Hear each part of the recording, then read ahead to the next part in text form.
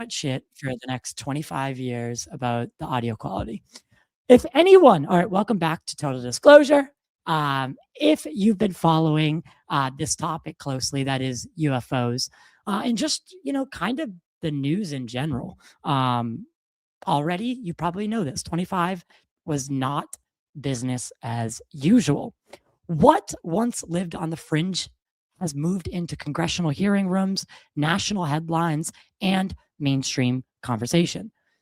Whistleblowers went on the record, lawmakers demanded answers, and the word disclosure stopped sounding hypothetical. Tonight, we're going to take a look and take a step back and take a look at the full picture.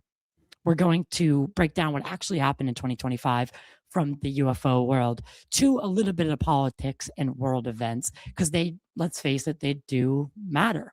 They do matter in this realm when we are trying to get momentum forward in government, in mainstream academia, in mainstream science. We do have to face the consequences of other real world events like wars in Ukraine, wars in the Middle East, assassinations of certain political figures. These are real things that happened. So I'm going to open it up to pretty much anyone. I've linked it in the chat. So if you want to pop in, give your thoughts. While a lot of people do want to pop in, I'll kind of start limiting it to 5-10 minutes. But I want everyone to be able to, tell their story, tell their side of things.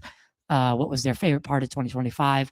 What was the biggest blunder of 2025 as a UFO community? So I have a few people that I sent this to that will be here throughout the whole thing.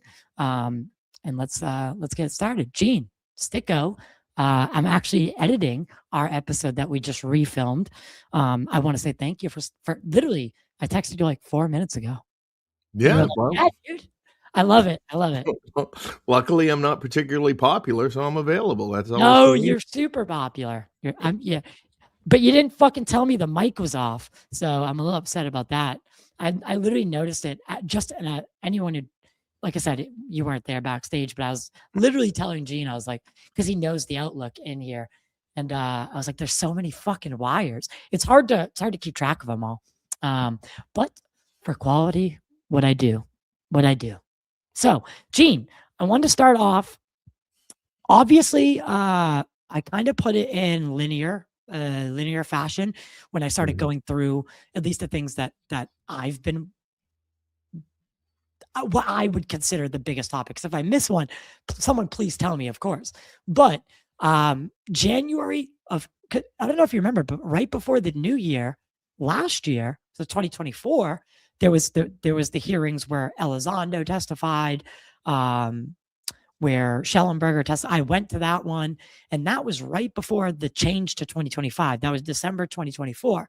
But then in late January, that was when the first trailer for the upcoming UFO documentary, The Age of Disclosure, which is directed by Dan Farah and is now on Amazon Prime for purchase, for rent. And it featured interviews with 34 U.S. government, military intelligence insiders. These are people in and around the UFO UAP community, and it debuted already at the South by Southwest premiere, and it positioned itself as a major cultural event for this disclosure movement. How do you think, did it meet your expectations, the documentary? What did you think of it? And I mean, do you remember when the trailer hit?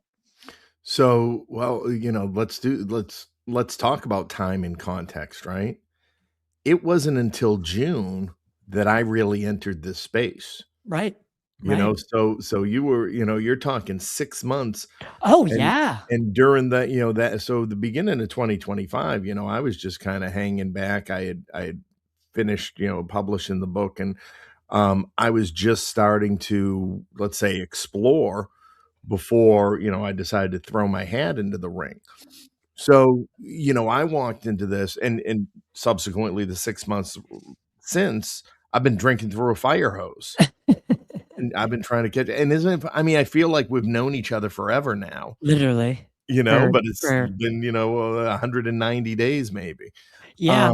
actually completely slipped my mind that's how long it's felt like. It really has been just this year, and Yeah. not even the whole year. But yeah, I kind of just I completely glazed over the fact that I had not even met you 6 months ago. Right. I mean, which I think says a lot, right? I mean, it It just does. talks about how fast and how intensely things move, Yeah. right? And so, you talk about age of disclosure. So when I came through the door, okay, it's out there. I know, I'm aware, but I'm hearing, well, it's been in there for years. I'm trying to figure out who all these people are, and and all the rest of it. And it's like it's literally walking into the bar in the middle of the fight, and you're like, the hell's going on here?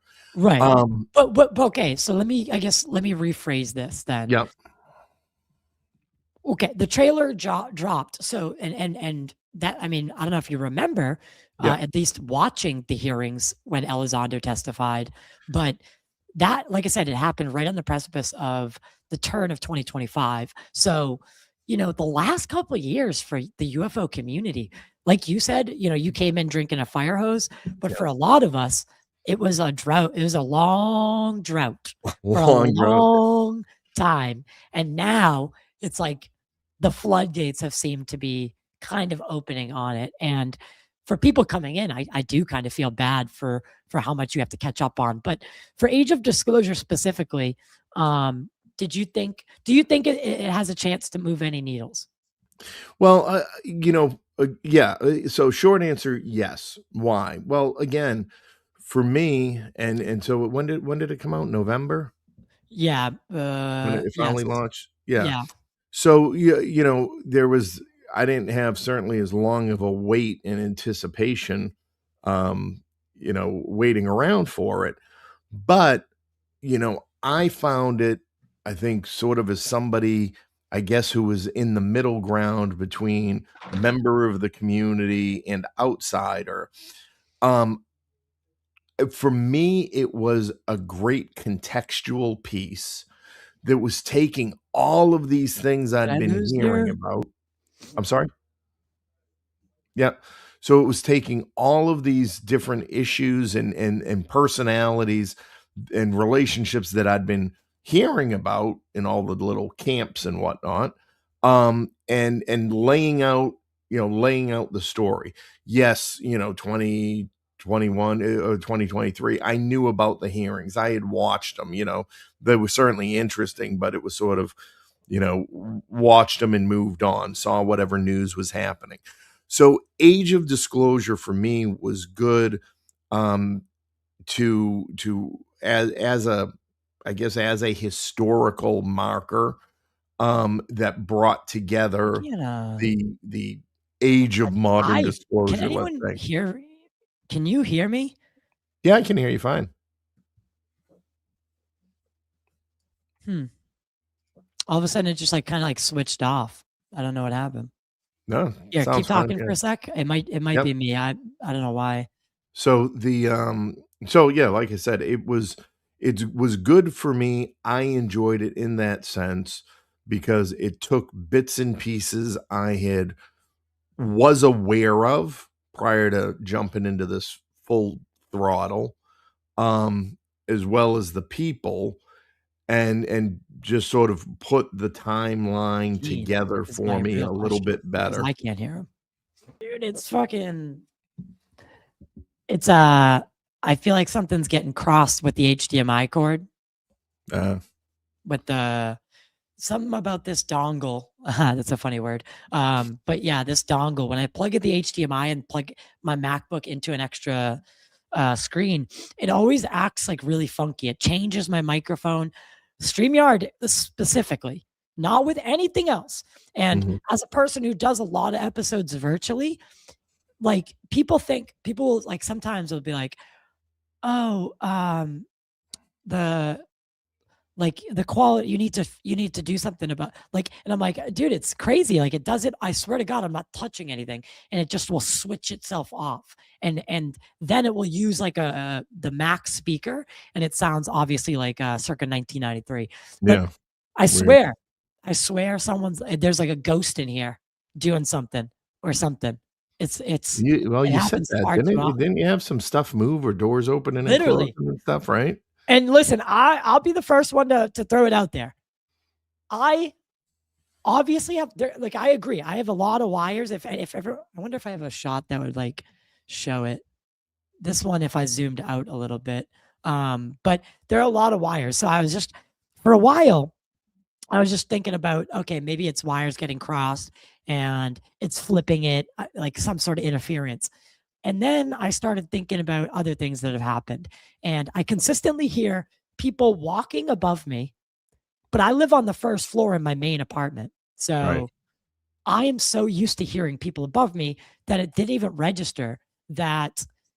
There's nobody above you in that studio. Yeah. Consistently, I'm Right. hearing someone walk the full length of the fucking house. And it didn't dawn on me till like I started putting it all together. Because the other day I was sitting here and I was recording an episode. I was video essay. So I was staring deadlock into no, it was this camera.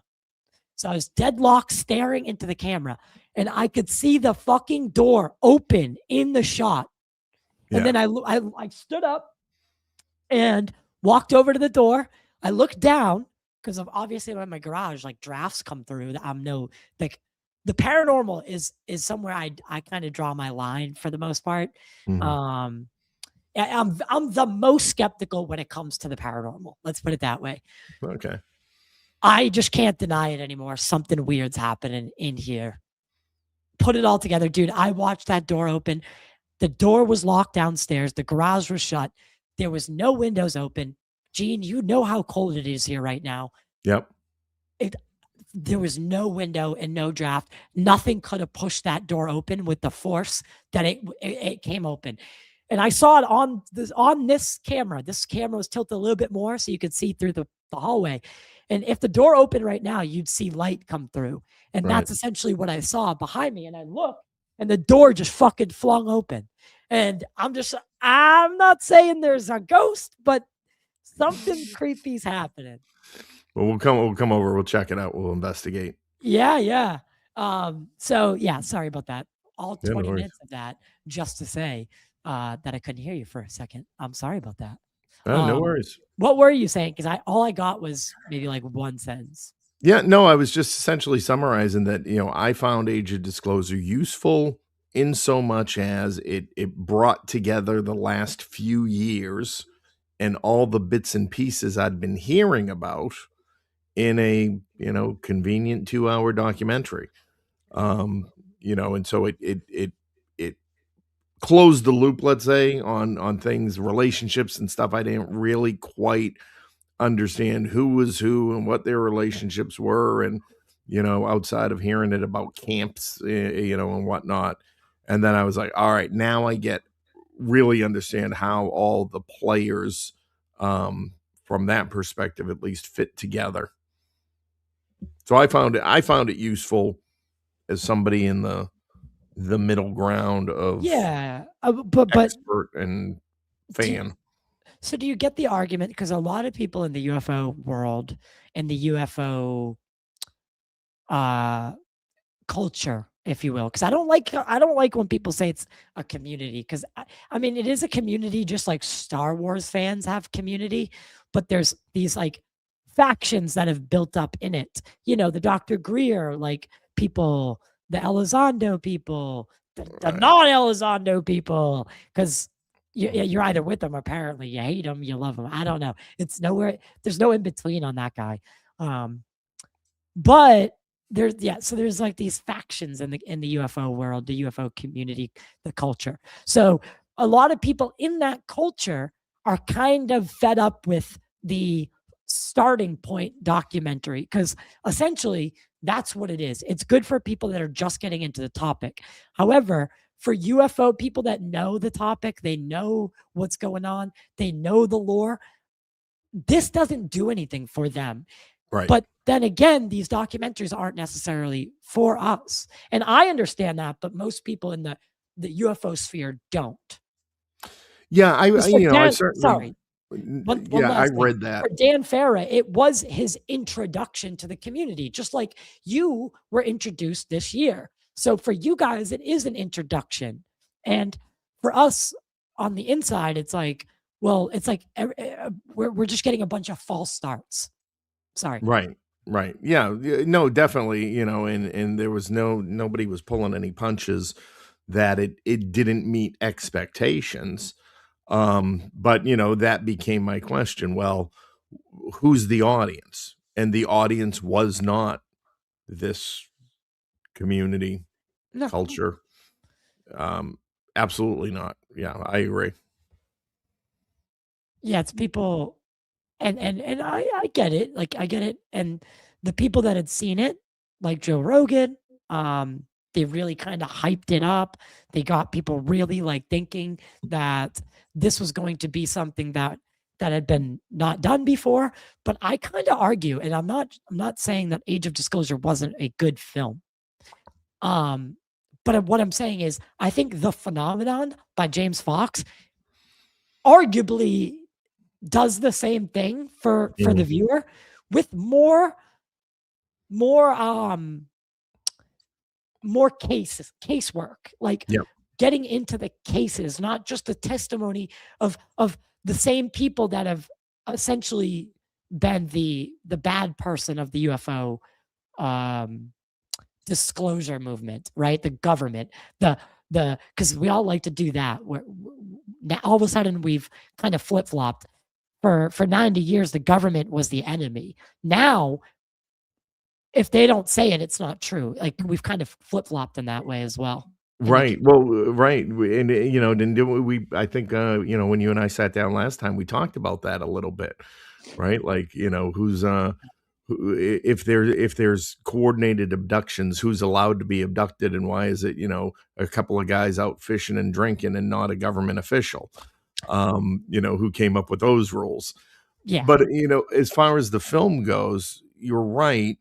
There's and part of me wonders, was it a piece for the government or for other people in government to really frame, who might not be paying attention, but to say, look, here are your colleagues now in this documentary talking about this stuff, and now you can focus on it, and now you can come to. Was that part of the thinking behind what they were going to cover and how they were going to cover it?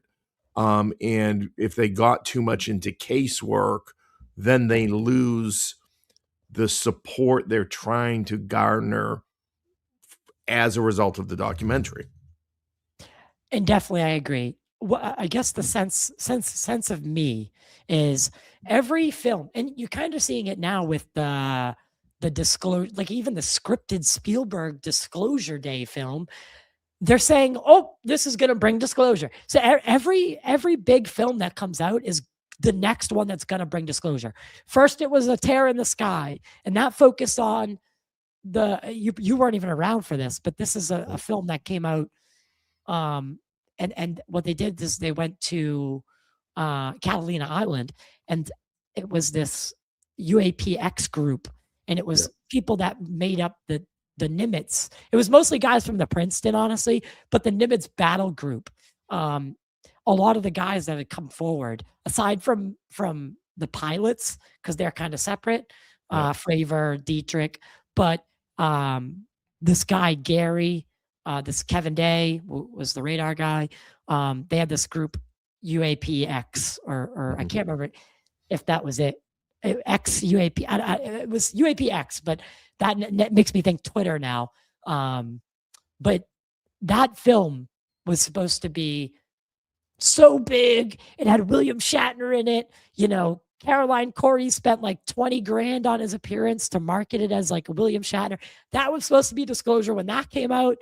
Then, the community sets these standards on these films, and they're setting their expectation up here only to be never to achieve that. There's never going to be a film that gets disclosure. Yeah, Sorry, it's and, not happening. you're right, and they definitely do. I've noticed that as well. Everything. Set standards, everything. Listen, everything's evidence. Everything's groundbreaking evidence. Everything is, You know, oh, this is the video. And I've said it in a lot of places. I'm like, I don't think, you know, the videos and you know, photos are going to be, yeah, are going to make the government go, ah, you got me. Oh, geez, this after 80 years, yeah, this is the one that, you know, we just can't hide it anymore.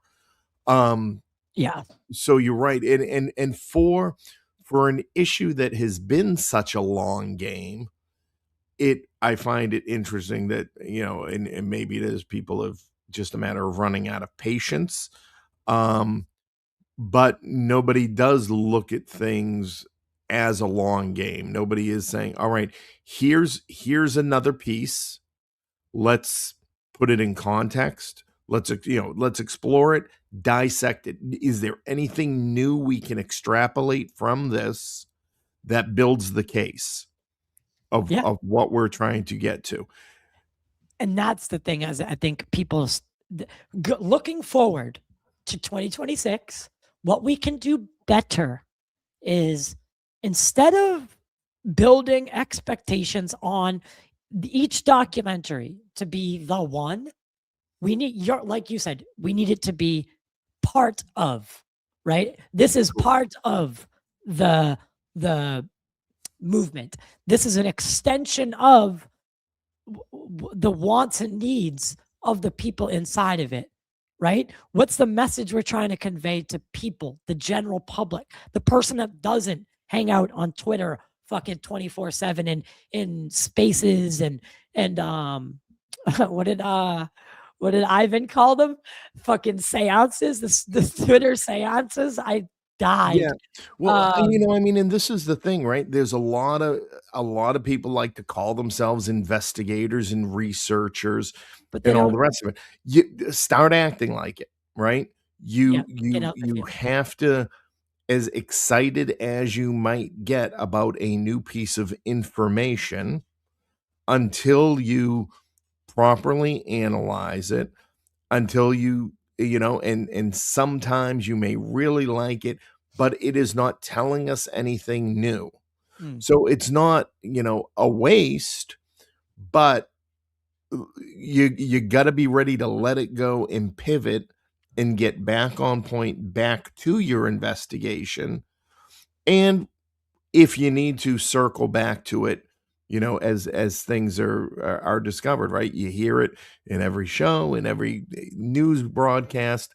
You've got to be led by the evidence. And I think the other issue is that there is not a unified um there's not a unified goalpost on what this, you know, where you're trying to go with the evidence, right? Who are we're trying to prosecute a case to whom? Mhm. And you know, is it the general public? Well, we're certainly not reaching them. Not Is yet. it to, you know, and I look at it from my own you know, my own efforts of what I'm trying to do, and you know, where can I go with it? And evidence is to get it in front of Congress and these committees, the people who are asking the questions that should open the doors to, you know, to disclosure and to make it easy. So it's almost like the community, the people, the researchers, we have to be the folks in the field for the representatives putting this information together. That's problematic because they also don't want to hear from everybody all the time. And I think this is where the conflicts come in about gatekeepers and Gatekeepers, whistleblowers, yeah. and we only hear from government people now. And that causes more questions on the intent and the legitimacy of even the people who say they are trying to reach the answers. I agree. And you know, another big thing, um, obviously was the hearings, right? Um, the last set of hearings that we had with Dylan Borland and all the other guys. Um, so, and you make a good point about the gatekeeping. It does seem that there is a bit of gatekeeping with when it comes in terms of the witnesses that they're willing to put on the stand. However, like you said, I don't know if you can avoid that because you kind of have to pick somebody that is from the community that knows their way around the people that, and maybe Corbell and Knapp are that. Maybe they are that, but I don't think that because a lot of people have called them gatekeepers in that sense. Like, I'm one of them. yeah. So a lot of people have been very, very vocal in their sense, like, listen, you cannot just put up whoever you want. Like, you can't. By definition, you're gatekeeping the members of Congress, but the members of Congress, they also have to be willing to talk with other people. And I know Burleson and guys like him, Burchett, Luna, I know they are willing. It's just, are they getting to the right people? No, Because absolutely not. I mean, and again, the uh, at the end of right, it's about the evidence, right? We got some good stories. We got people who come forward and say, "This is what I saw." Grush is a great example, but the where do you go with it next? Okay, well, that goes into a skiff and that, becomes secret and nobody has the opportunity to the public, let's say, yeah, does not have the opportunity to vet any of this information as well. And so, stories are great. They are not evidence. They are testimony. they are not. Are there bits and pieces?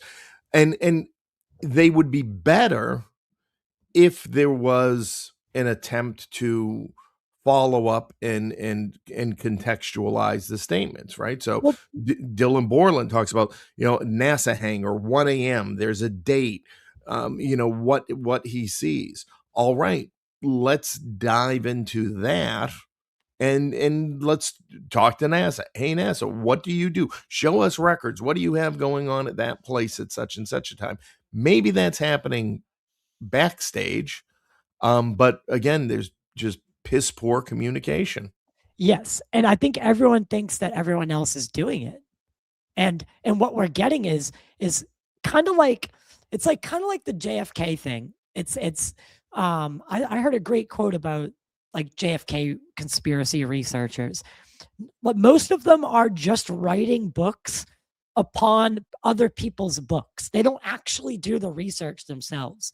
And when we do piggyback off of each other like that, we're kind of just creating the echo chamber that then we have to suffer through, if you Well, if you will.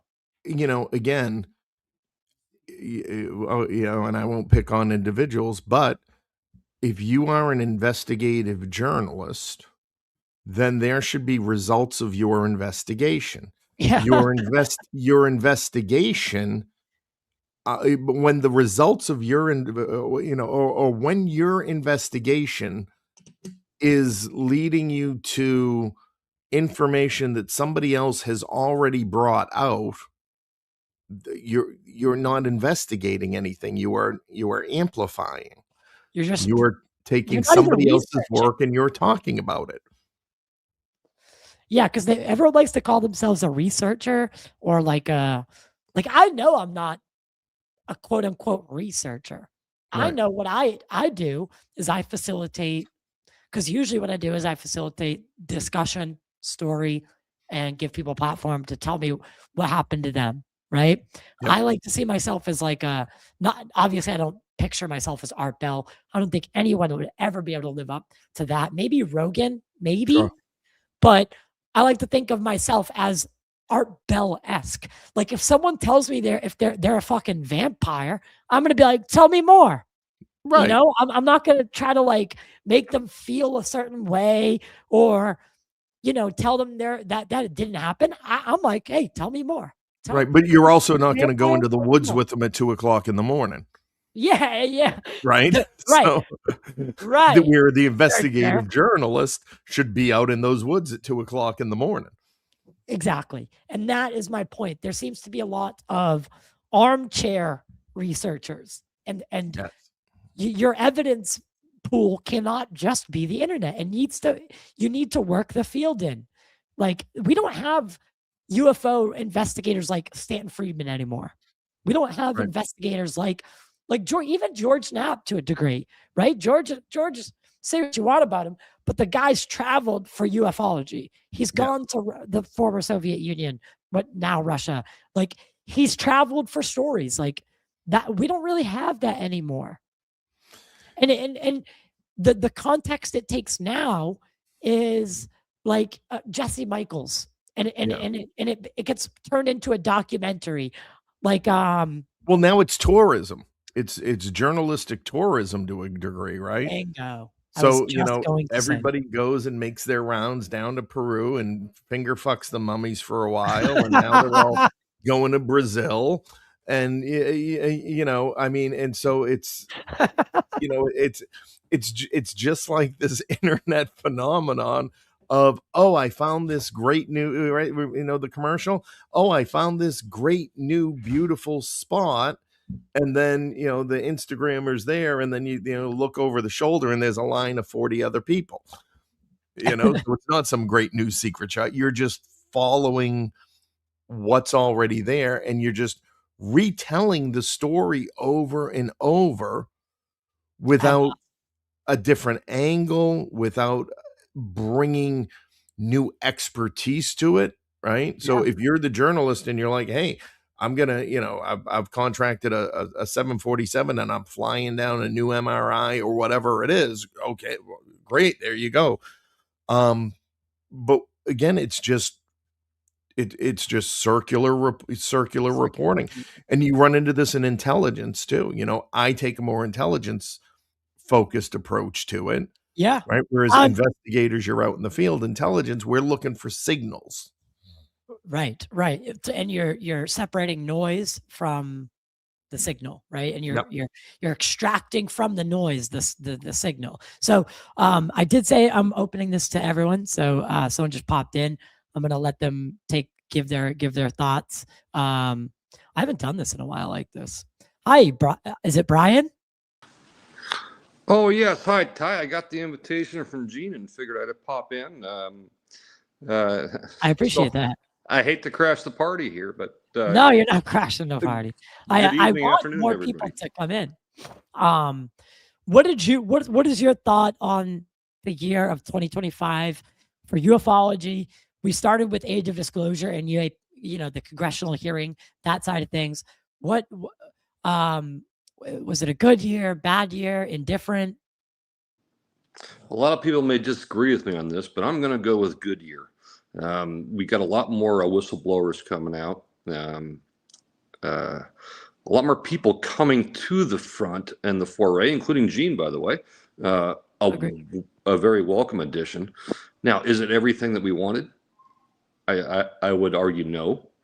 I think there's a lot more progress to be made. We're all looking for that capital D disclosure where the president gets in front of the podium, and that really is probably what we need.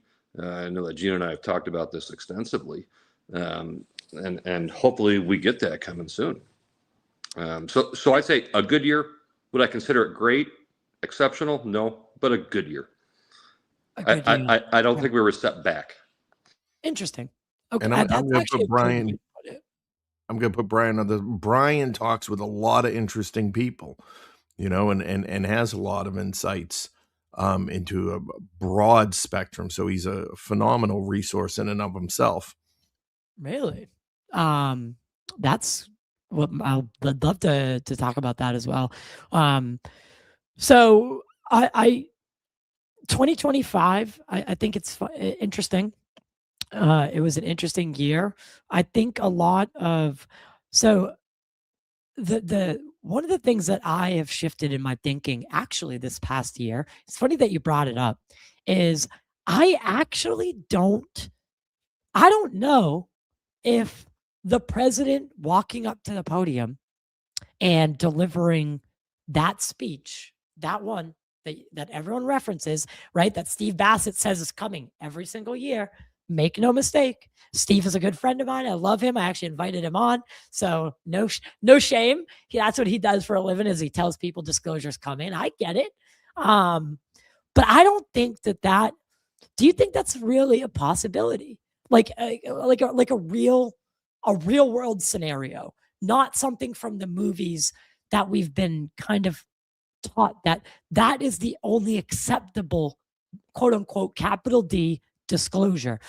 When in fact, I mean, if Trump really came to the podium, it would sound, first off, it wouldn't sound as formal as we all, my fellow Americans, people of the world, we're not alone. It'd be like, fuck China, it's China's fault, aliens are real. Like, it would be something crazy like that, right? Like, you'd slip it in, but it would be a bunch of fucking other nonsense whirlwinded around it. And it somehow it'd be like China's fault, right? So it wouldn't even sound as good coming from Trump. It'd probably be funnier though. But half the population might not even believe it. Yeah, if I could jump in on that just real quick. You're I think where you're going is exactly right. I think it's going to be more on the catastrophic side, that the private side, it, you know, investigators, whether there's one incident that happens that forces the government to the podium. Now, that could also come from another government that forces our government to the podium as well. So that's more where I'm leaning. If you're going to get capital D, it's because their hand has been forced.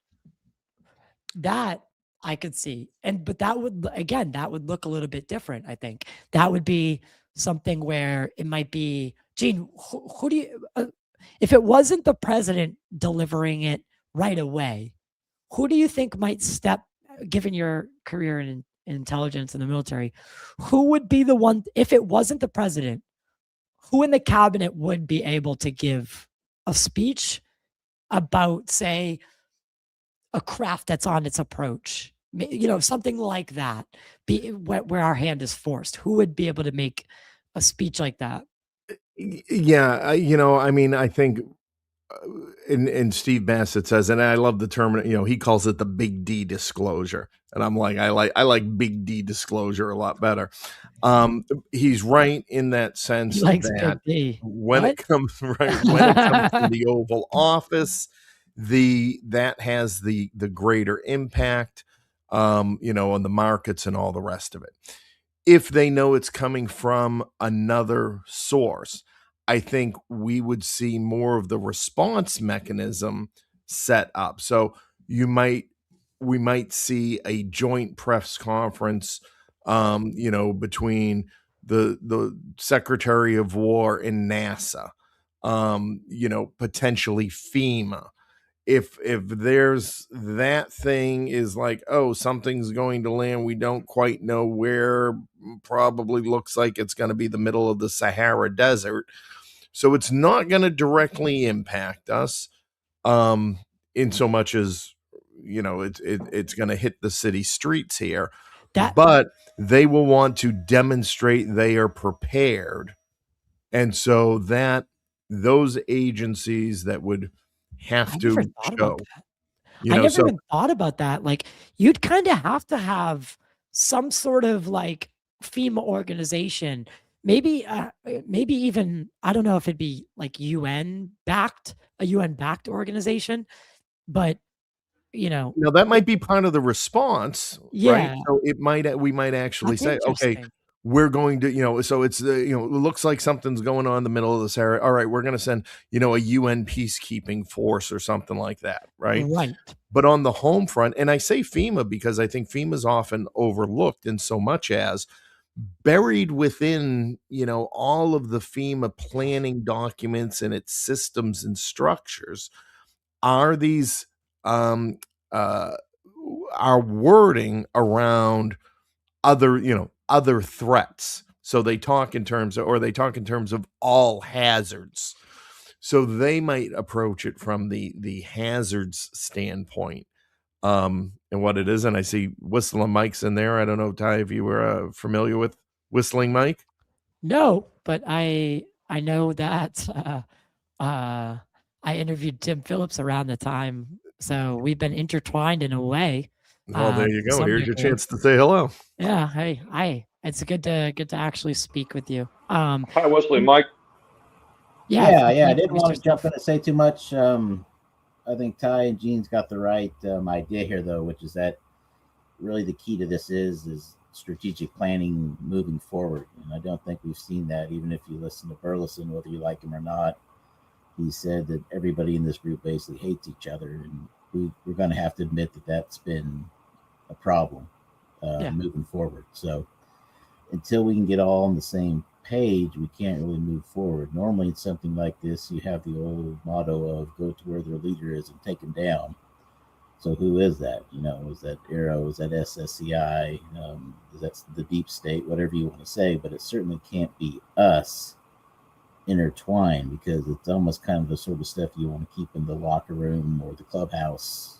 We're all going to have our feelings about each other, but that doesn't get us anywhere. So that's just kind of my piece on it is, I think we could move forward, but we have to have a plan. And right now it's just not working.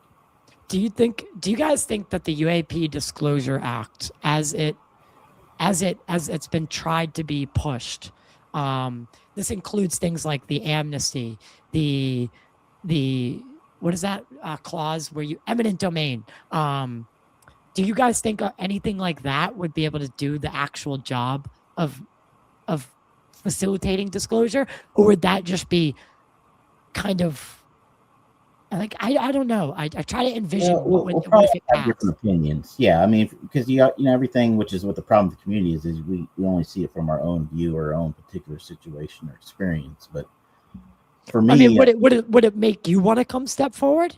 Like, well, openly? I offered myself up for the hearings, my full identity, my full face, but my only request was going to be that I went through a polygraph before on anything that I went. And my point of that was that my strategic view is that rather than stories, we're forced on mainstream media, is that if you were subject to the same polygraph that determines, any intelligence agency, whether it's FBI, DOJ, Border Patrol, it's all mandatory for hiring. Right. And so is the nuclear code. So rather than, and I can tell you this from experience, for some of the people that were covering it, I was getting laughing emojis over some of the stuff that was said from some of the reporters. Defense reporters saying, what am I going to do with this? So it's a different scenario if you can say, well, the guy said that this happened and he passed the same sort of polygraph that the guy with the nuclear codes did. Well, that gets you pretty far down the path of it has to be covered. And I think it also helps the gentleman that went, because they're facing a lot of issues right now. People basically thinking they're crazy or they're lying.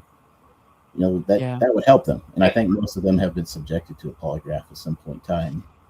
And Mike, these are not your typical polygraphs that you would see back in the day. The polygraphs now that you've got in the military and everything else are extremely accurate.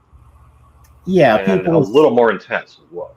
I'm glad Brian said that, because everybody's still stuck on it. Well, they can't be subjected to court. Well, and that may be a good thing to get Ivan in here on, but lawyers, God bless them, are some of the reason you can't have a polygraph in court. It's not necessarily that it's not a, like what's the percentage rate right now in courts of the innocent people actually winning? You know what I mean? Like, right. You'd be better off at 97.5, polygraph. That's a good point. So, it's a good point, though, that, polygraphs are not admissible in court as like viable evidence, quote unquote, but every intelligence community and like you said, every single one of them uses it to determine whether or not, you're going to be hired for this position, that position, or any position. I mean, I've always stressed the UAPDA reminds me of coming somewhere and saying you're going to play by my rules now. And we don't have that power. Certainly the UAP caucus in the House has no power to do that. If you really want to beat someone, you have to play by their rules and still beat them at their game. And this is the method to do that. I mean, it's as simple as that. Or you're going to waste a whole year with more whistleblowers, with more trouble, more GoFundMes, can't find jobs. I mean, let's not do that again, Yeah, I agree. And one thing I will ask you guys is, and this is for everybody. Oh, that guy. Okay. You can come back if he wants. This year, 2025, one of the things that we did have to worry about is the rise in AI, the rise in AI videos and AI photography. But there seemed to also be a rise and a surge in sightings and more viral incidents, if you will. And what I find to be troubling is these people aren't really going and reporting these cases anymore or these sightings. So do we need to start, not requiring, but showing people like, hey, go to, as much as I don't want to say this, report your case to MUFON, report it to International UFO Bureau. Like, should we be investigating cases like we did before? Well, I this think is yes. to a degree, and this is also why, touching on what I said earlier, right? We need to be more discerning. So, now more people are looking upwards. We have more technology available to us to capture it. But you're right in so much as it's not being properly investigated, and everybody just jumps to the conclusion it's a UFO and look at my great UFO footage, and wants to get into the discussion. So yeah, I agree. There needs to be some level of discernment, but again, what's one more video going to tell us that we don't know? Right? Yeah. We already agree there's shit in the sky. We don't know what it is. We already understand it comes in various shapes and sizes. We understand that there's a plethora of various phenomena that is associated with it, whether it's atmospheric, whether it's the plasma, whether it's color, all of these things. And so I think, any organization that is accepting these reports needs to begin capturing the data and be able to process the data much more effectively. And yeah, we need to, instead of just pushing it out there and then asking everybody to, asking them, oh, tell me the story about you putting your head up in the sky and seeing something. We got to be breaking it down a lot more. And I know Jay that's there. Jay's a MUFON investigator himself, or former, or close to be former, or whatever. Yeah, close to be former, but it's still with MUFON though. I still suggest people to go to them. It's not it. Everybody has a different take on the organization because it's run by volunteers. It's a volunteer organization, meaning you have other people involved in it. It's not, but regardless, my feelings on this whole thing would be we have all these organizations out there right now that are collecting this information civilian wise, right? We have, the Citizens for Safe Aerospace, we have Yeah. MUFON, we Right have the now. International UFO Bureau. Yeah. They're all civilian run. But what is the key that we need to look at here is, like you said, Gene, is the evidence. We have the databases already. Let's put them together. What's going to happen with MUFON, Citizens for Safe Aerospace, the International UFO Bureau, and we add all these databases together. The government's already doing it. The civilians should be doing it. We should be doing it. We're already doing it. We have the agencies, but they're spread out. Yeah, and make no mistake about it. I think, of course, military, commercial, pilots, aviators, those cases do hit different. They hit different. Yes. They strike a different chord with the general public. They're just more. They stand alone better.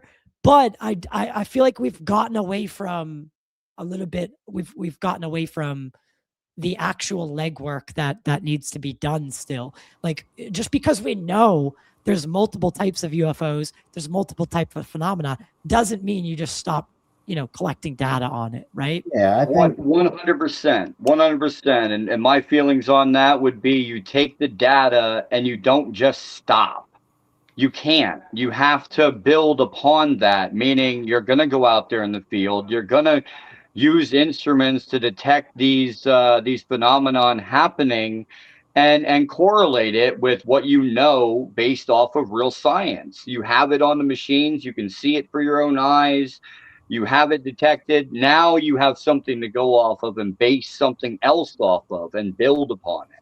Right. Yeah, that's big to me too. I mean, I think in all three of you guys have been chiming in kind of on the same thing, which is that we've got to the point where we know military members have seen it. So I know that's a big thing, kind of like Ty's saying, we've got to now, what goes past that? Well, people have their different views, but if the whole UFO thing is random, then it's like you spin the globe and you put your finger in wherever it stops, that's the person. So, you know, if it's random, then like I always tell people, I really don't care if the guy has DUIs or whatever his personal life is. It's a random situation. What I want to know is there anything in your story that I can use to validate it, right? GPS coordinates, date and time stamps, you know, that sort of information. And that's really what we need to be pulling out. What do you have to move forward with? Not what is your background? What bad things do you have in your past, right? That's a good that is something I did want to touch on as well. The because of the rise in quote unquote, and I again, I don't mean any disrespect to anyone when I say this, the quote unquote whistleblowers. With the rise of UFO whistleblowers has come the rise in, you know, picking people's parts apart and using that against them to some form or, you know, in one way or another, in one form or another, whether it's, you know, like you said, this guy's got a DUI, you know, short of going like AWOL or like, I don't know, like, of course, the big three, the trifecta crimes, like, do we really need to be pulling on people's PTSD? I don't really think so. Unless they are, unless they're like, they've been deemed mentally unstable. I don't think that what anyone is saying is less interesting or less verifiable if it does have the data to back it, the evidence to back it. Yeah, I mean, I think, you know, there's. Did that make sense? No, it makes perfect. It makes perfect sense. You know, there's, and again, it's a balance, right? So what you're looking for overall, I think this is what Mike was getting at is, you know, the consistency of the story, right? And yes, you probably should, you know, things that influence, you know, narcotics use, you know, excessive alcohol use, the old, we were out drinking, you know, it was 2:00 in the morning and we were drinking. All right, and I had about an eighth of mushrooms. It's like, okay, well, that might be a factor. So, you know, but I think that, again, everything has to be, you know, within the context and framework of the evidence that is being presented.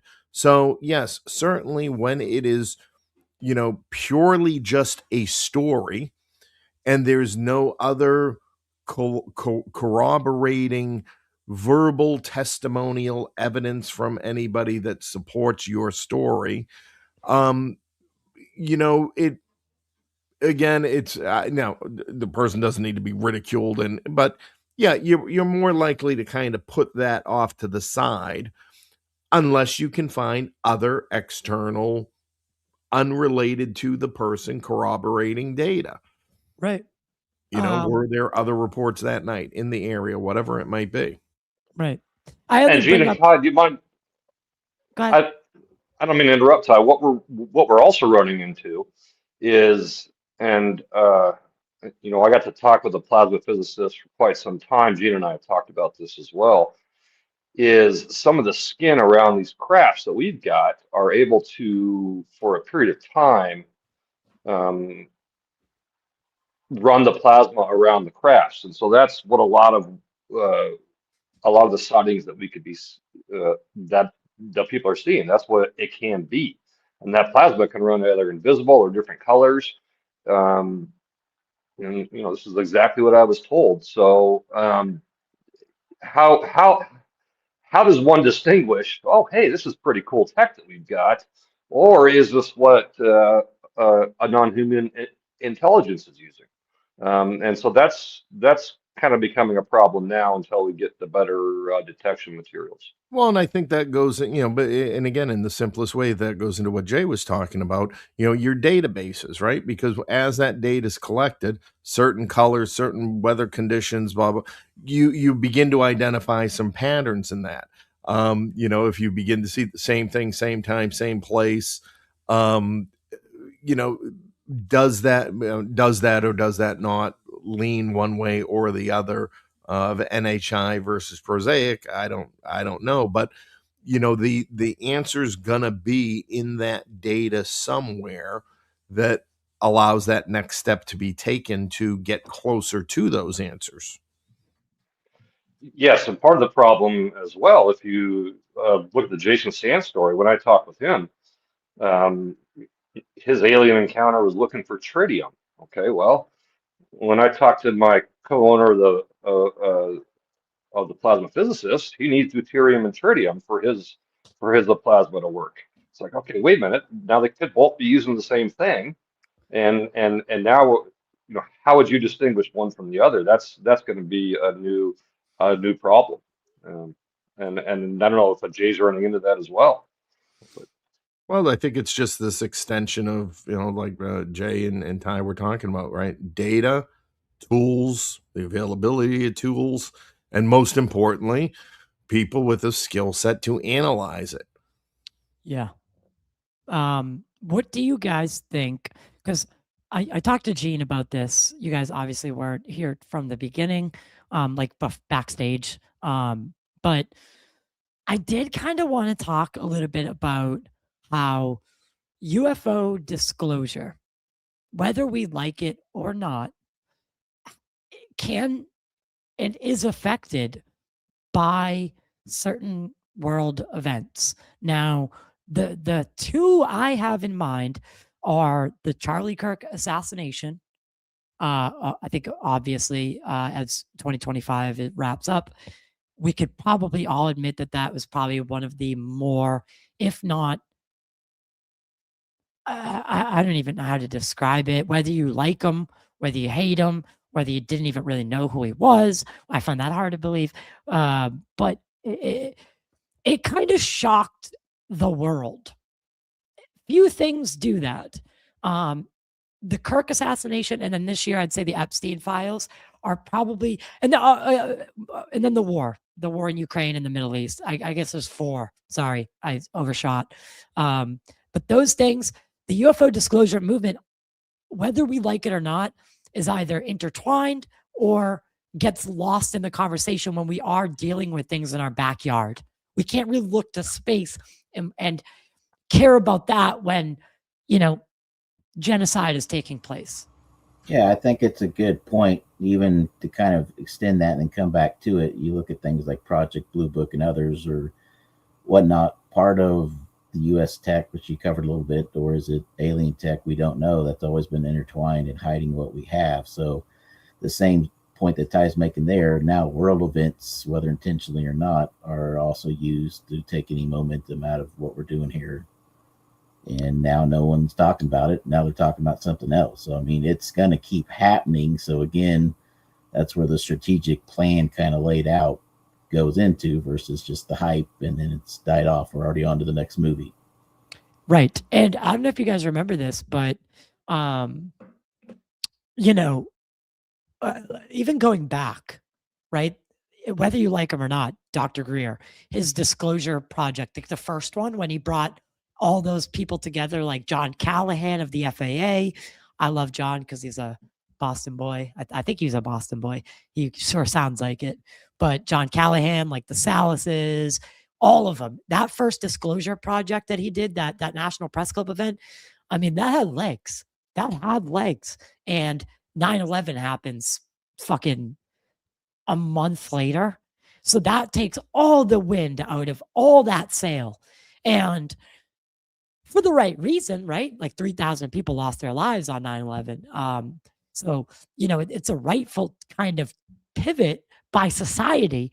But now with the 24-hour news cycle being what it is, there's a lot of events that are taking place that are really taking the wind out of the sails on the disclosure movement. Yeah, I mean, if you go back to the strategic plan, now again, the 9/11 thing is just so god awful terrible. I don't want to say we're piggybacking it because that's not what it is, but there's actual concern here. And so then the question is, do you then try and jump ahead and have something that's so outrageous, whether true or not, you bring more attention in, or do you do kind of what we're trying to do here, which is we say we don't know what's in the skies, and that could essentially cause another 9/11, which is what we do not want to happen. And that's kind of where, when I talk to Gene and different folks, where we're kind of trying to push this forward with how you also have to approach the military, in these committees to have them listen to you. And that's just kind of what our strategic plan's been. Yeah. And there's a certain level of, of course, immediacy, right? So yes, they're going to, the news of the day is going to grab the headline. But I think one of the other issues is that because this, you can go across the board for anybody who has a cause for which they are passionate, right?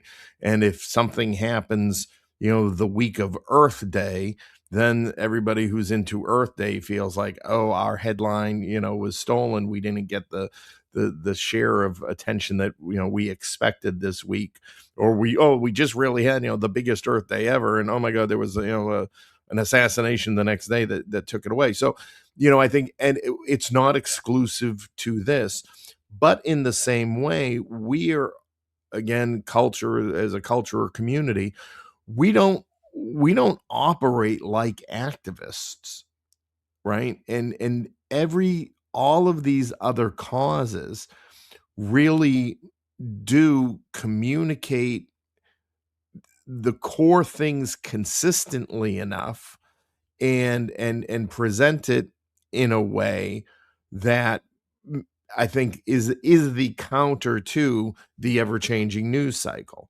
right? And they just press on. Whereas it's like we're standing in line waiting to jump in when we have a moment.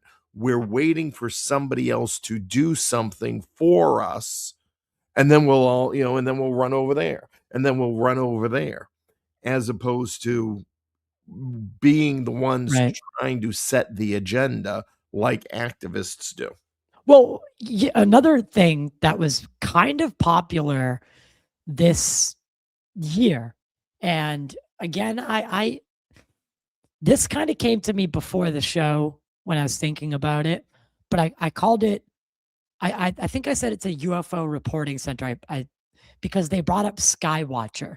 A bunch of these groups kind of popped up this year, claiming that they had the keys to the secret sauce. In this case, it was called the dog whistle. Jake Barber, and say what you want about him. I have no ill will. I would love to talk to that guy. I really would. But a lot of promises are made by certain people. And no really results happen. A lot of these people, it seems like they're like UFO community tourists, and they stop in, see if there's any money to make. Oh, not okay. We're gonna disavow. We're disbanding. They're trying to grab market share for that's what it looks like. Their pet project. As opposed to us saying, as opposed to the five of us in the room right now agreeing and say, you know what we're going to do? We are going to have Disclosure 2026 agenda. And that agenda, these are the 5 things we want to see out of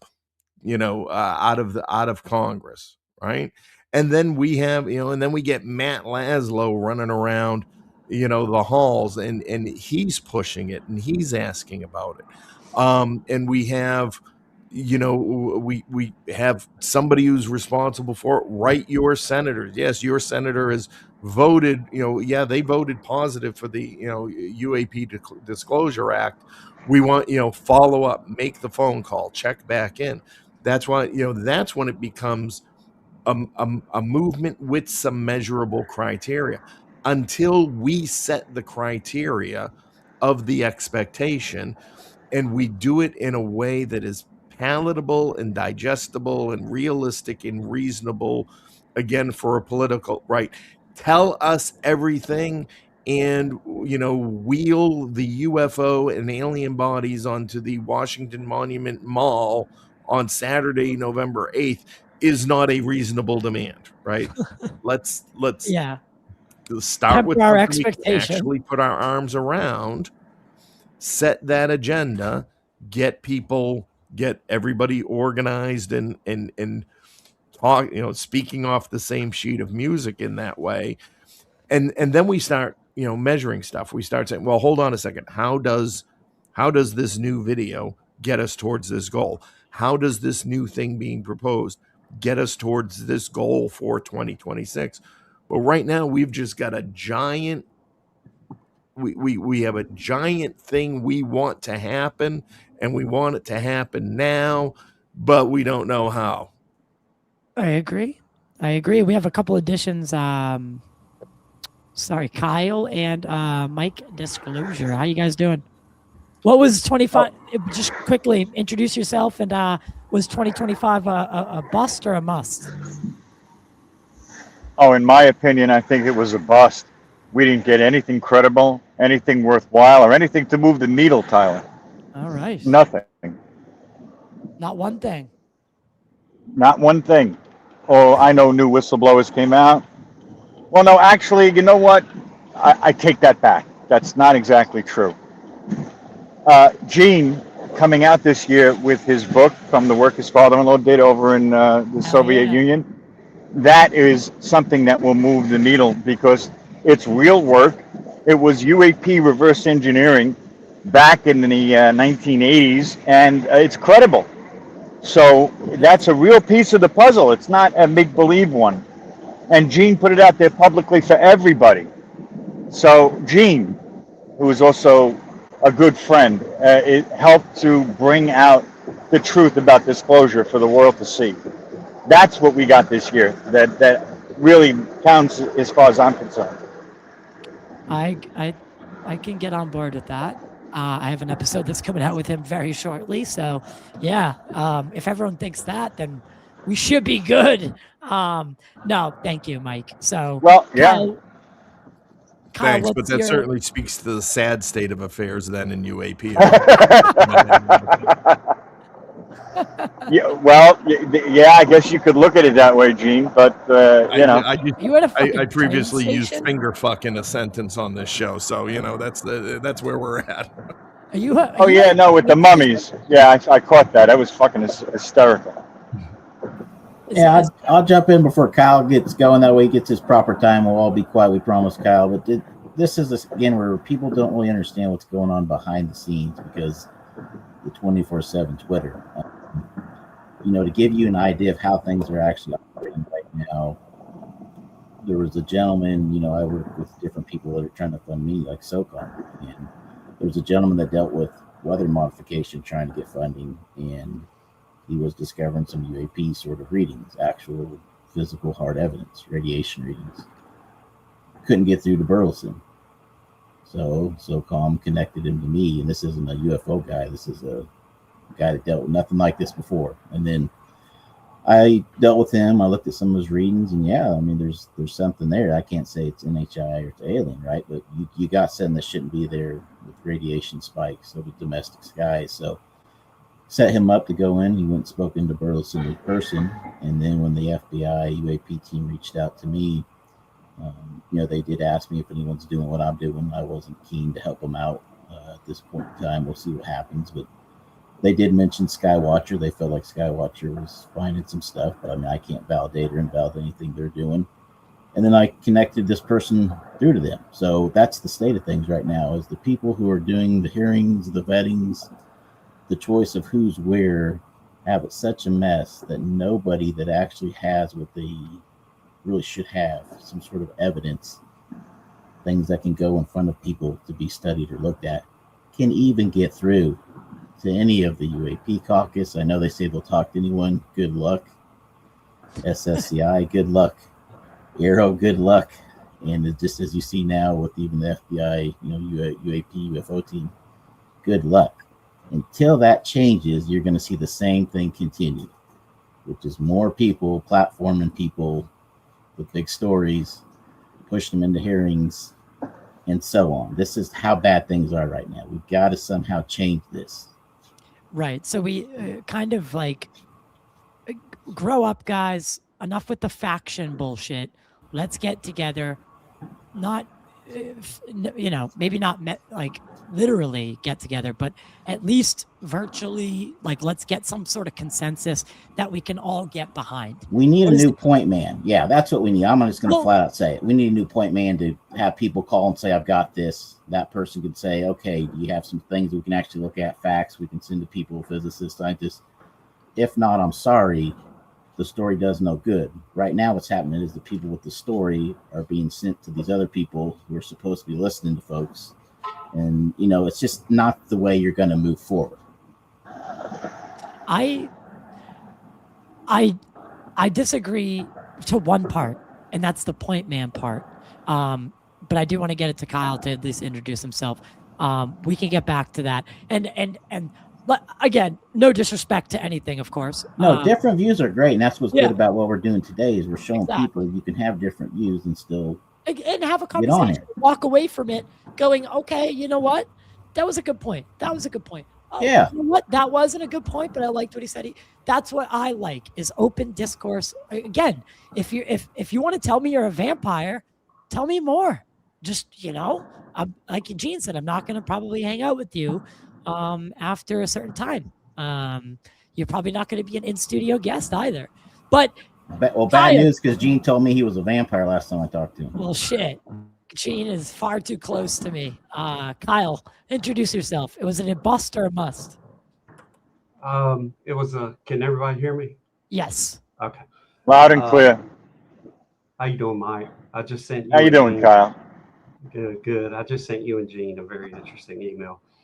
A little bit of work I did. It was a bust. There's been no select committee. There's been multiple attempts to start one. Burchett made a comment one time on a Sean Ryan interview in 2023, that he had helped Mike Johnson get his position via his vote on the oversight committee. Right. And he kind of said it'll be pretty easy. It should be pretty easy to get one because he owes me, and that got shot down with Mitch McConnell and another putting pressure on Johnson not to approve it. And then there's been multiple instances after that. Comer stands next to Anna Paulina Luna when they announce the task force, and they get a question about subpoena power. And Comer looks over and says, we'll give her everything she needs if she needs that, paraphrasing. But something to that extent, they go for one, they get shot down again. They're not going to give them one. They're not going to get a select committee, which is, I think, is what it's going to take. And then you have every time Laszlo interviews a Armed Services Committee member or an Intelligence Committee member out of the Senate, they just act completely dumb. And they've heard all of these, they've had all these closed door classified testimony from whistleblowers, and yet they act like it's something they never heard of. So they're being completely disingenuous about it and dishonest. I can't imagine how many of those testimonies Marco Rubio heard, yet when he's asked about it, he just lightly gives the explanation that well, I've heard for some intelligence officials who are either telling the truth or they're crazy. Either way, we got a problem, and kind of screws Dan Farah in his comments in the Sean Hannity interview when he was asked about his role in the documentary. I think when there's a true effort and most effectively in the Senate on the Intelligence Committee to get somewhere, and they stop calling it drones, because that seems to be a new term that they can apply to any UAP event. Is drones, and then make it an issue of base security, of them flying over bases, and they have to look into it, and they don't know what it is. But then they know what it is when they're asked about it, and they were FAA approved. So they've got to be honest, or legislatively, governmentally, we're not going to get anywhere. Right. I can definitely agree with that sentiment. God, Mike, where are you? Like a train station? Can you hear me? I muted him earlier because I was like, what is there, a fucking train going by? No, I'm just kidding. Mike. Yeah, I think Mike was in New York, so it can get loud there. Yeah, me and Gene live in if Boston. I may jump in real quick, Ty. Yeah, go ahead.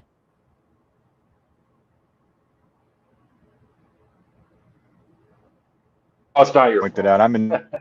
good place. Yeah. But here's one concrete legislative.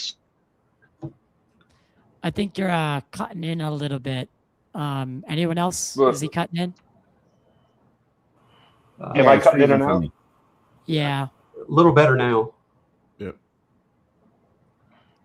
No big. Okay. Yeah, you're breaking up, Brian. We can provide a clean bill in the House that strengthens the whistleblower protections. And now the key there is to get it brought to the House floor, and that would have to be done via what's called the discharge petition, which Anna Polina Luna outlined the mechanics of that when they were voting on the bill to prevent insider trading. Okay, now it could still get torpedoed in the Senate, but at least it would be brought to the floor for a vote. And so I think that would be a good first step.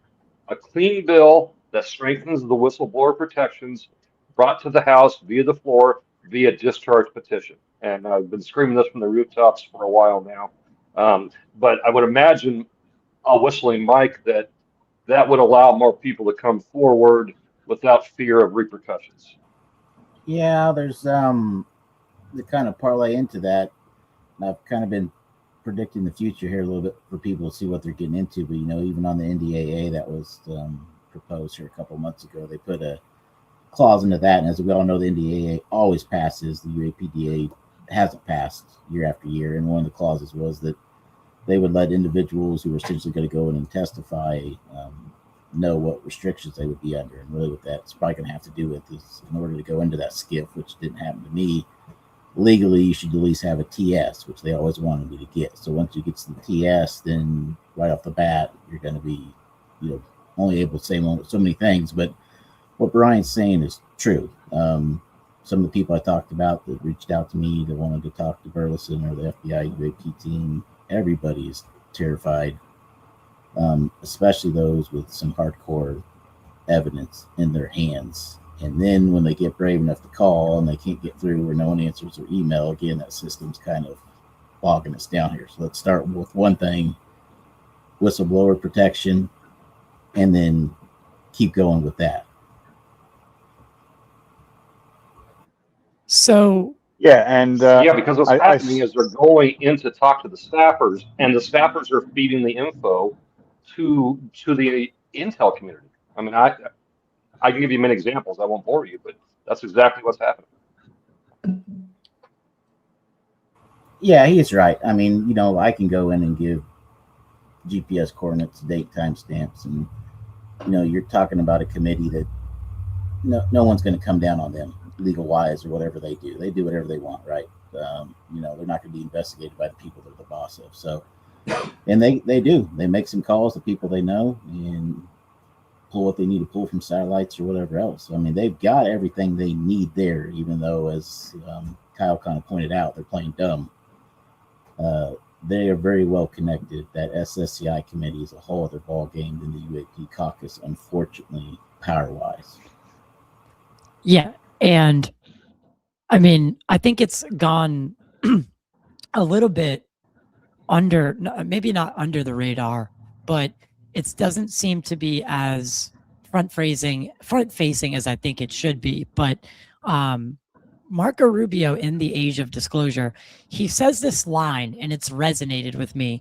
And I'm paraphrasing because I don't remember the actual quote, but you know, once one senator is read in on the project, they give materials to Lockheed, let's just say Lockheed or Company A, and the next senator knows a little bit less, and their staff knows a little bit less.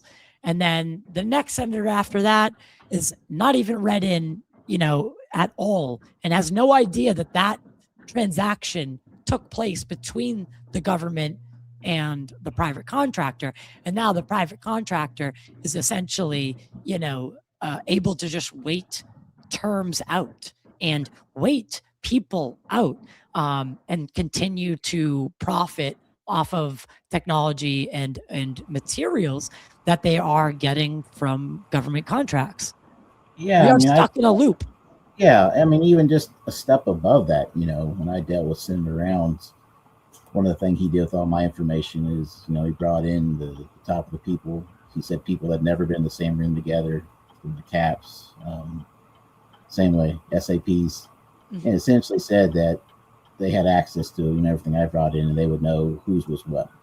So I think it's to the point to where senators don't even necessarily think in real reality that they're even going to be told what it is. So it's even a step above that. At this point in time, in 2025 and 26, I don't even think you're going to get people admit to it. They're just going to wait out.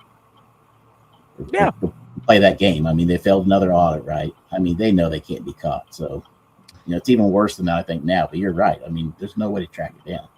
And when people, like you said, when people are giving them locations, again,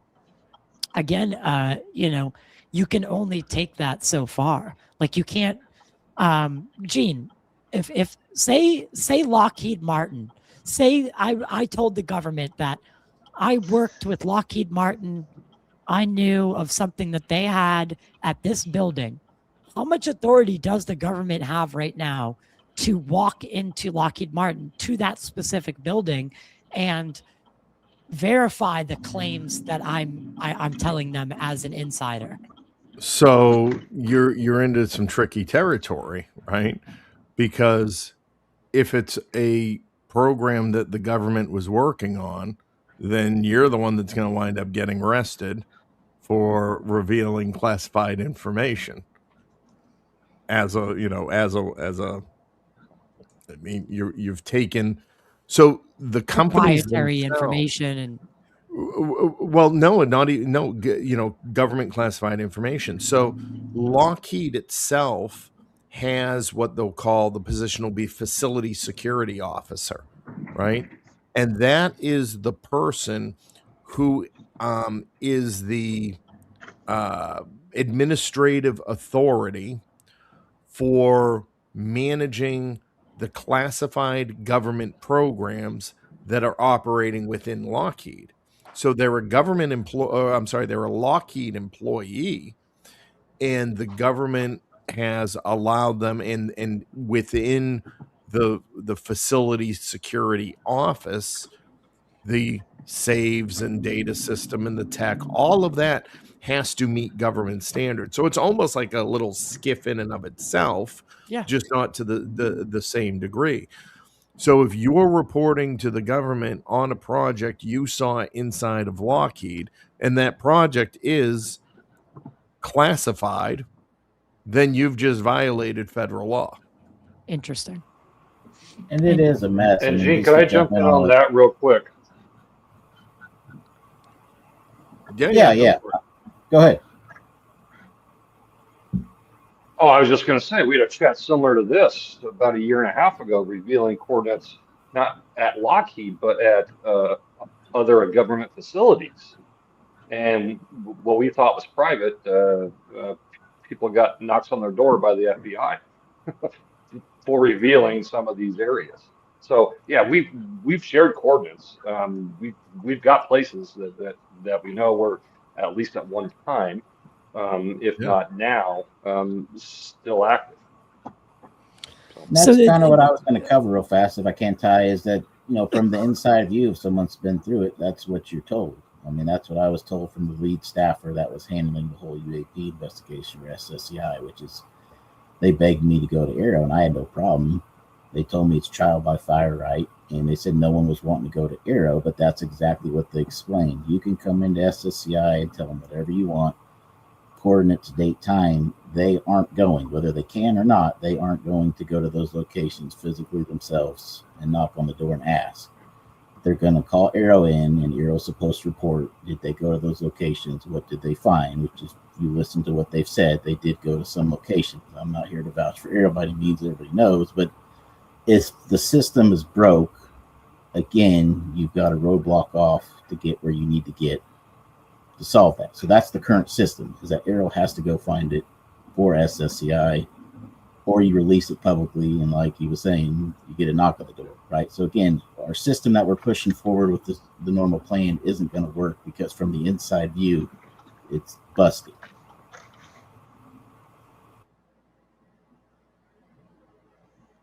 Yeah, and Mike, I just want to say that you did good job last night putting up those posts on X about Kesh Patel and the FBI setting up their new anti-drone center, and how they're not going to be able to accomplish anything because they don't have the right tech to be able to do that.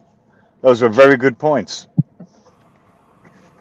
That the FBI, and I'll hand it back to Ty here in a minute. I don't get too far off case, but they have potential right now. People need to know that there is potential. I mean, they admitted to me they're coming in late to all this. They don't have the inner working that has been proposed with Aero. I'm not going to go too far into private conversations, but you might as well count them as a different organization. So then it becomes, could they help us? And they possibly could, but they're at the beginning with the same folks that everyone's already seen at the hearings. And I'm not dogging on them, but they're trying to wade their way through that into, can you find verifiable facts that they can work with? Because as I said earlier, that's how they push an investigation forward. So that was kind of my point there, Mike. Yeah. It was a very good point. Well, And go ahead, Tyler. well, also, I forget which member of Congress it was. I think it was on weaponized most recently. Actually, it might have just been, I think it was just them all together. It was Luna, it was Burchett, and it was Burleson on weaponized. I think it was the episode that aired last week before the Jacques Vallée interview.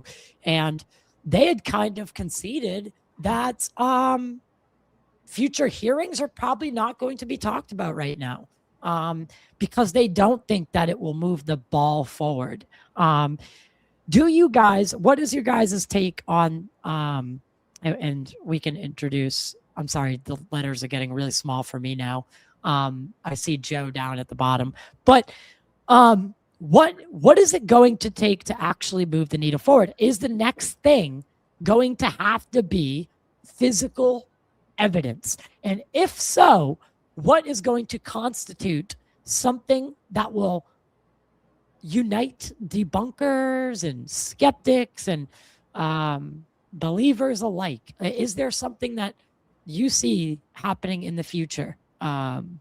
Because right now, there is a very, very, very pitted feeling inside of the UFO community.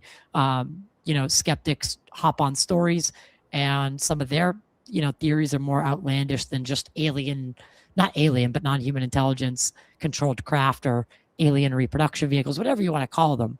The Mick Wests of the world. I like Mick, but some of his theories are fucking crazy.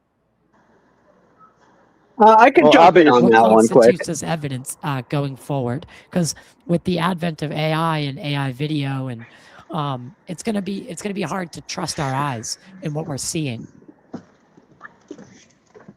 Well, Burchett in that interview said it very clearly. Nobody? He said there's no point in putting up a hearing again if we don't have hard evidence to show the American public. Dead silence. All right. Well, again, and I bring this up, I actually did want to show a video because we were talking about Skywatcher earlier, and I did pull up the video and I forgot to share it. But this video, I remember when they brought it up. It was supposed to be like this videos that was going to change the landscape of the UFO community. And it seems like that is always the tag on these things. And then we're just set up to be kind of disappointed in a way. So it can be a little frustrating, but let me Hey, Ty, share What I real understand, quick. from what I understand, a government agency God, went there's so to many the boxes now. Skywatcher and had them sign non-disclosure. hold on. I don't know. That's Ty, are awful. you hearing anybody? I hear you, Newsletter Gene. Can has you hear me? independently obtained previously unseen video obtained from a secret UAP craft retrieval program. This extraordinary footage clearly shows an egg-shaped object dangling in a sling below the belly of a helicopter.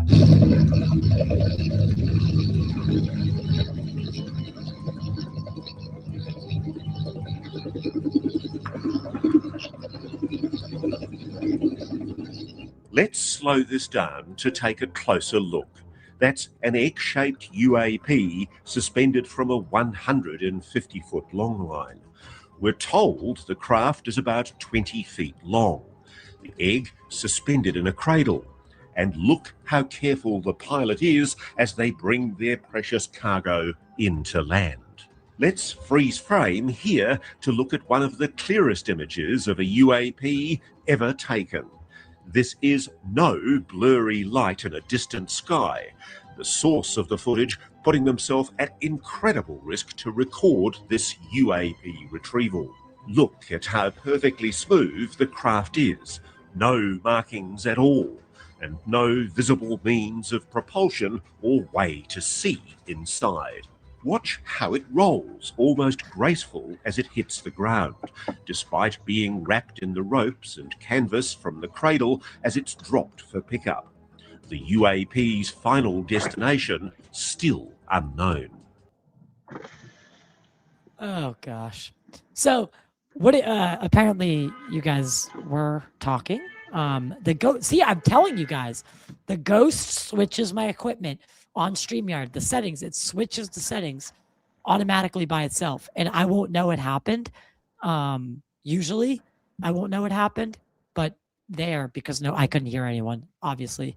I wouldn't it mind can't weighing be in on So we got what you like were stuff saying. like that. We got a lot of whistleblower testimony this year. But with that, we've also got the rise in, you know, the skeptic community really pouncing, and you know, the UFO community setting the expectations up here, and then when the video comes out and it's like down here, you know, people are just they have a feeling, they get, you know, that they're investing their lives into this topic most of the time. Yeah, absolutely. I think Joe had something too. No, I still can't hear anyone. You God still, damn yeah, it. that's what I thought. It's okay. You guys can just keep talking. Yeah. Okay. Go ahead, Joe. I'll All figure right. it So out. I just wanted to weigh in on what he was saying as far as the new hearing is going. I don't think hearings would hurt by any means if we want to have more people like Dylan and Jeff, and you know, that's all great. I just don't think that is going to move the ball forward. So until we're going to have subpoena power for the committee to have people like James Lukatsky and able to offer immunity, or subpoena people like Glenn Gaffney and offer immunity, either that or a whistleblower coming forward that's not worried about going to jail, and committee people that aren't afraid to ask him questions. I just don't really see a point in having any more hearings, barring anything outside of that. Right. Where's our Snowden? Exactly. Exactly, Right? Gene. Where's our Snowden? That's like he's not even threatening it. He's just showing up and doing a data dump, and you know, blowing the lid off of the whole thing. You know, he's, you know, maybe somebody doesn't want to run off to Russia, or maybe, you know, maybe in this situation there is no place to run. You know, but even in that, I would have a hard time believing that they would prosecute somebody who wasn't spilling things like snow. If somebody just spilled evidence that ETs exist, without jeopardizing the nuts and bolts of jeopardizing national security, Right. the government would look pretty bad in putting somebody in jail that did something like that. Not putting national security at risk by exposing any kind of technology or anything like that. And Yeah. if they did put him in jail, they'd make him a martyr, him or her.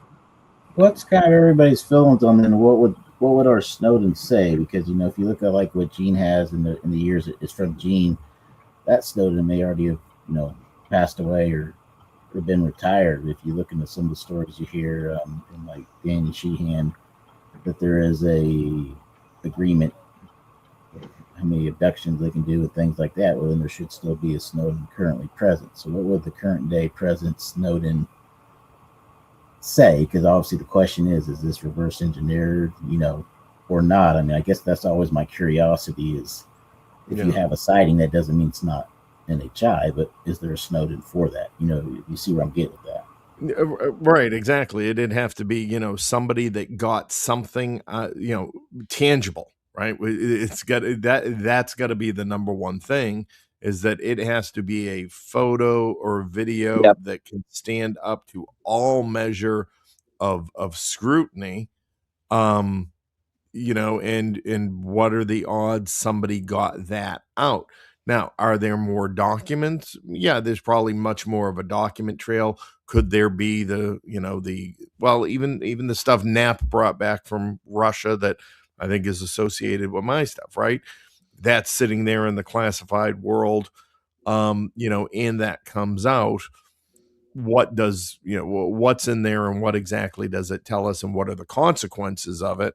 And again, that's why I find, into Joe's point, right? Okay, that it doesn't jeopardize the national security aspect. And that's what I don't quite get is what is the national security aspect? Because it seems everybody has their own version of this same stuff.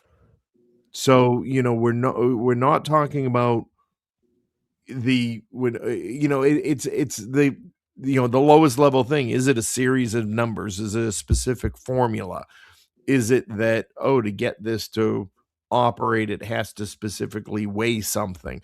That it's got to be a minuscule thing that they think is holding the advantage over another country from a national security perspective, or it's big enough to the fact that, yes, it has been fully developed and exploited and it's reliable and it's, and it is weaponized and we're just sitting on it just in case.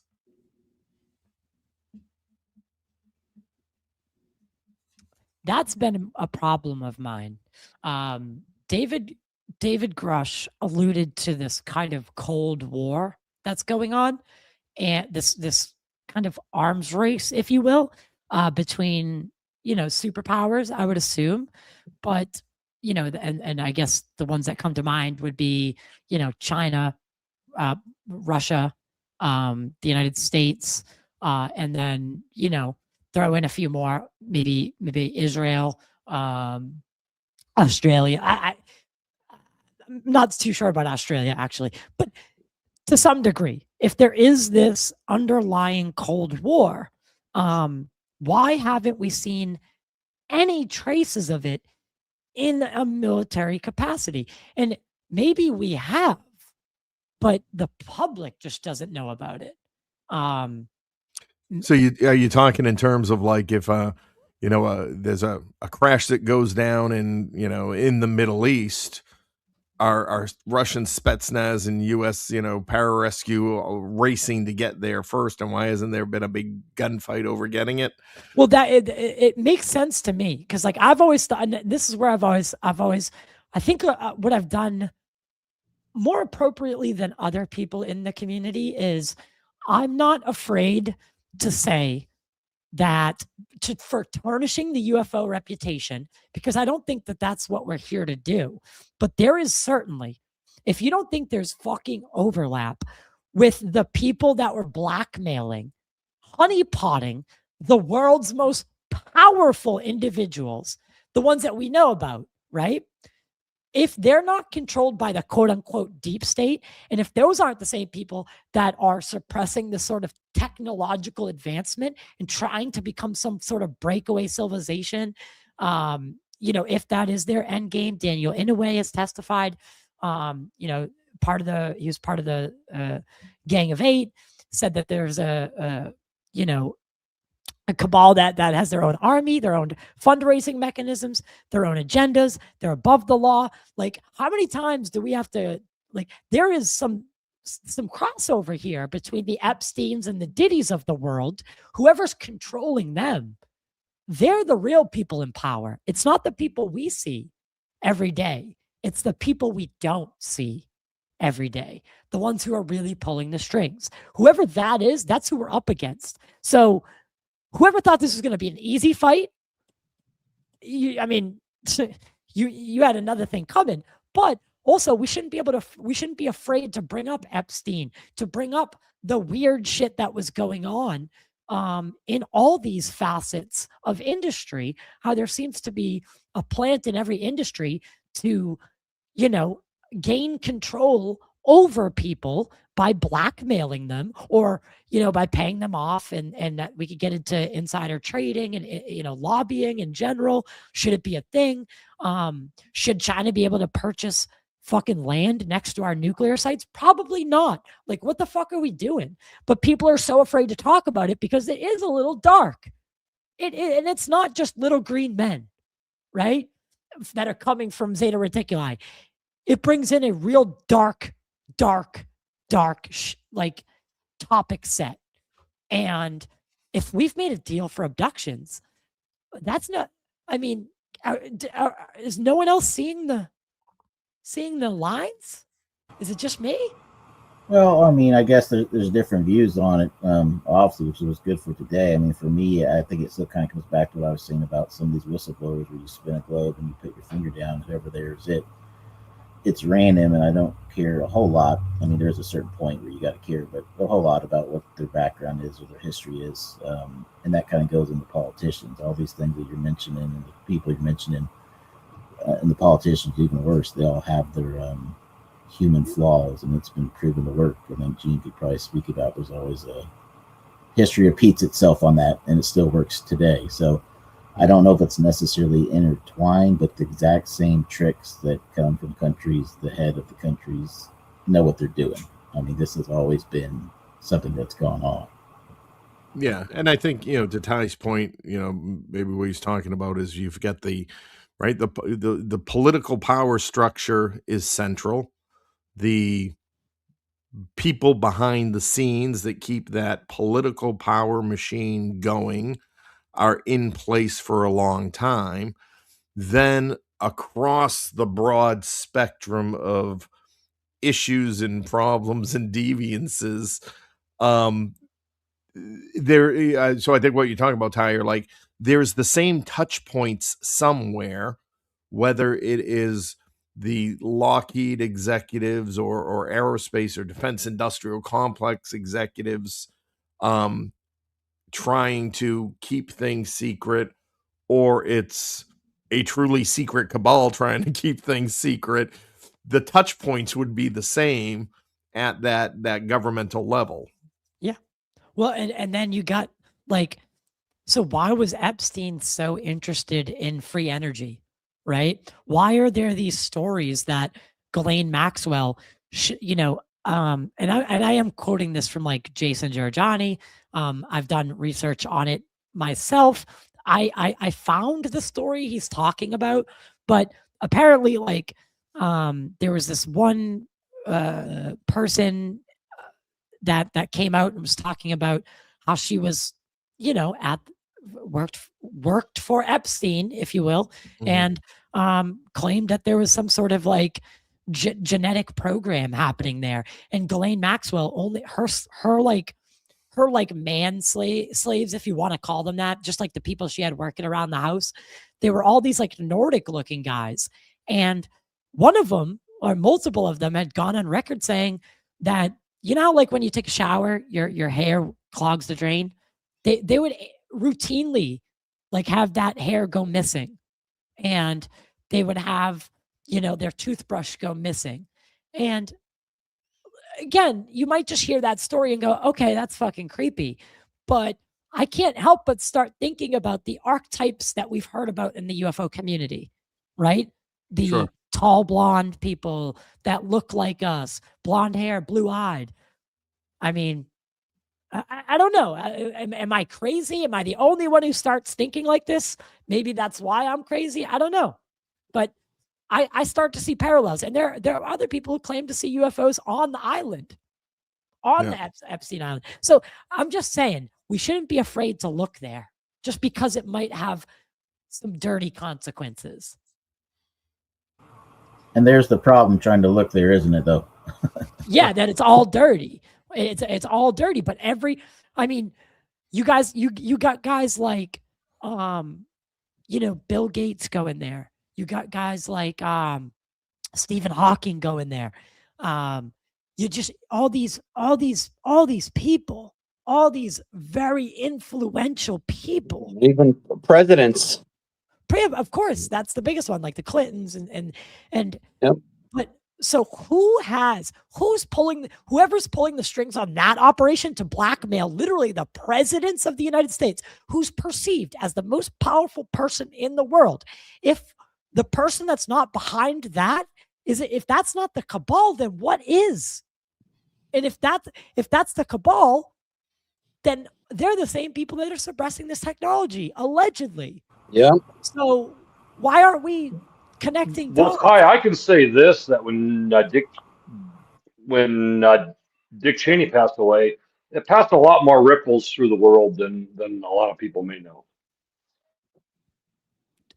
I've heard Dick Cheney was very high on the list of people, and I think most people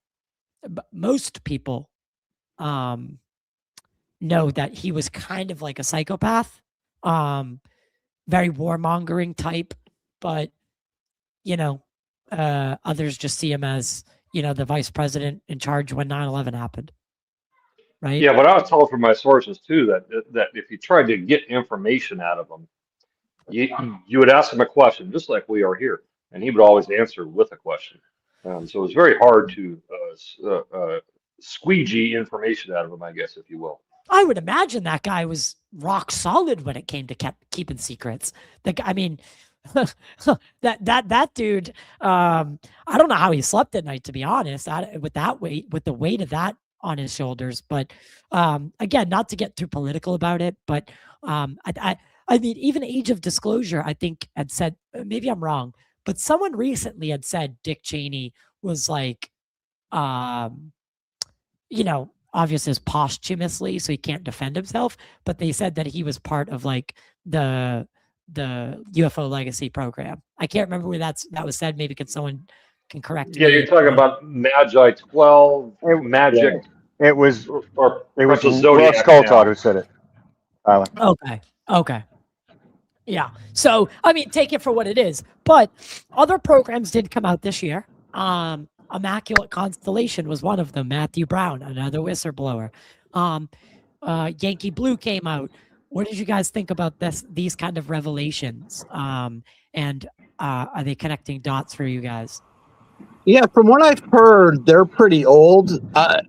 I'm focused on, I don't know how much luck I'll have and work with some other people, is trying to find out the current names of these programs, because I think that is key to connecting these dots and holding people accountable, like Glenn Gaffney and some others.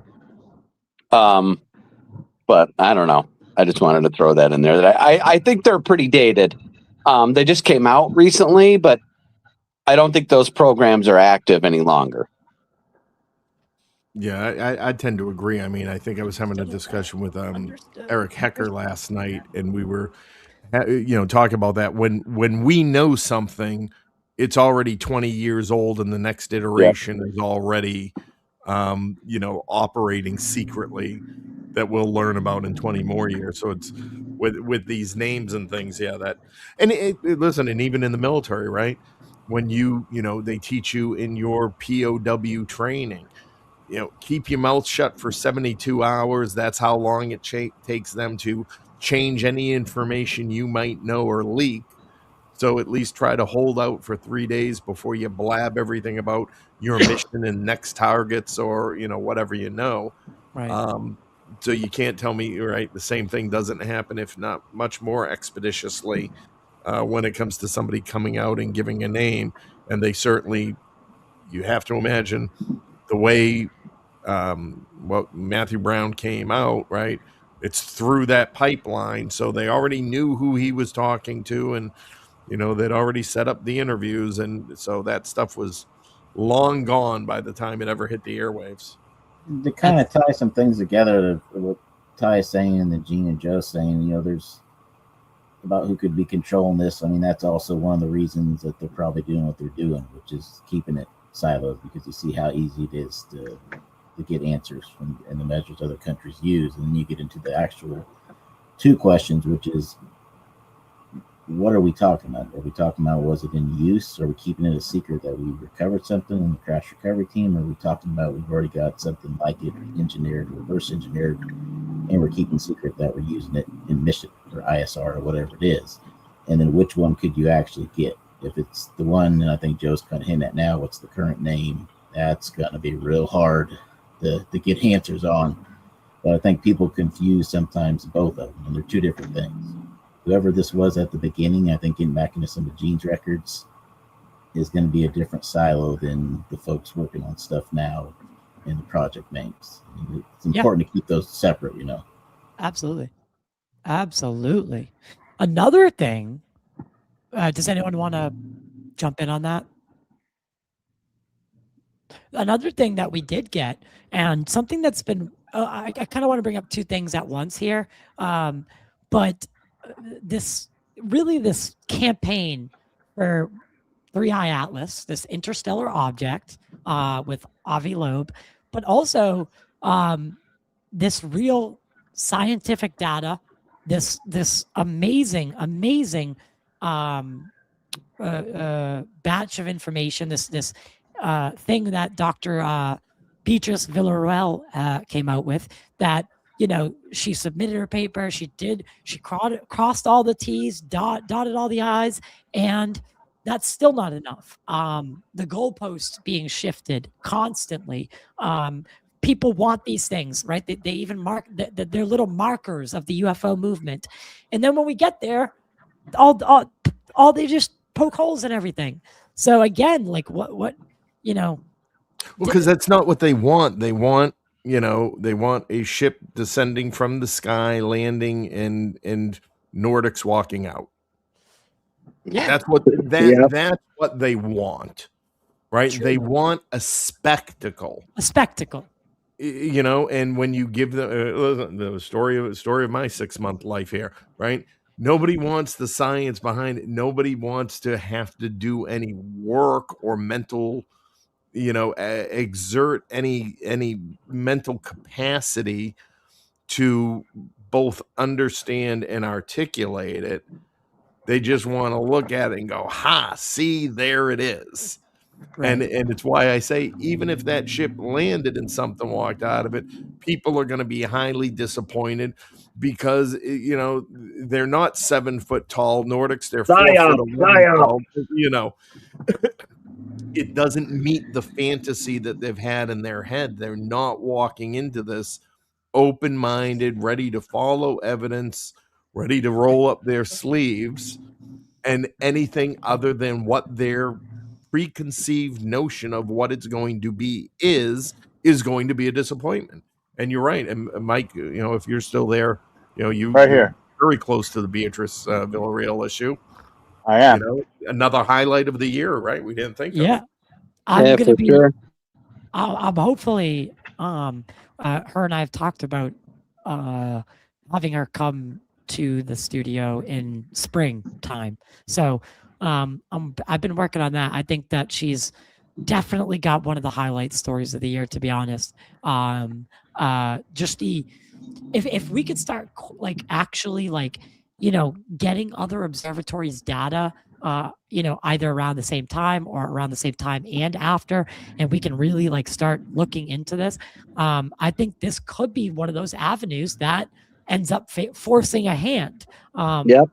Because when you start drawing conclusions of like the DC flyover or any nuclear known nuclear incident, when you start drawing those correlations, you got a good story, right? Strategic planning, yeah, that's the important thing. I mean, it goes into the two different silos we have. We have what Gene was talking about, what they want, which is it lands and they climb out, and that's the only way you would ever get answers. Because if the story is that one crashed and reverse engineered it, and now it's our tech, you will never get those answers. You've heard that from Mike Rounds in some AskPol interviews where he said he's not going to tell a person what it is just so they know, right?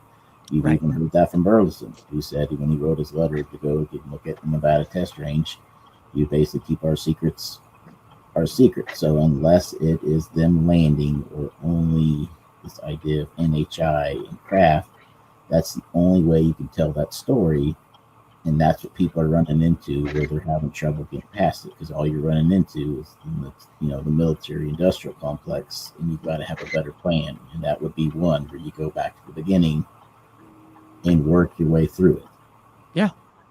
Yeah, it's almost like remember those old video games, like not like the new ones, but like old Mario games where you'd fuck up like 3/4 of the way in and you'd be like, okay, learn my lesson. Now I know to jump over that next time. So like it's like we need to start doing that. We need to start reassessing and then getting our footing and then running it to that same point and knowing that hurdle's going to be there and jumping over it. Or ducking under it, or whatever it is. I will say this. I'll say this. You guys are a lot of you in here. If I'm not mistaken, you guys are a lot of the Elizondo. Like you guys are very much supportive of Lou Elizondo.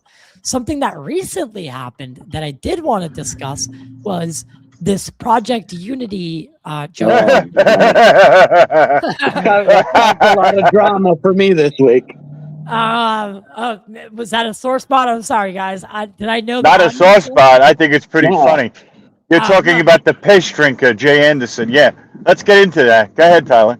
So, all right. Without making it too vulgar, guys. Jay Anderson's not someone I am very familiar with. However, I watched the episode and Rogan seems to be bringing on people, and instead of, guys that did come up through the UFO, whatever you want to call it, the UFO community, like Jay did do that. He did make it onto Rogan. And from what I saw, until I started learning more about the situation, granted, I was a little green when it came to the background of some of his stuff. I saw it as an accomplishment for the community. Like, oh shit, look at that. Another guy from the UFO community, got noticed by Rogan, got on the biggest podcast. That's good for all of us. But however, there is this one part where he starts attacking Elizondo. And I did find that to be a little bit like, oh shit, ooh. And Gary Nolan. Especially coming from him, who I think if we're going to call anybody a UFO hate group, if there is one on Lou Elizondo's side, there is just as much one on the J Unity, Red Panda Koala, Chupacabra side.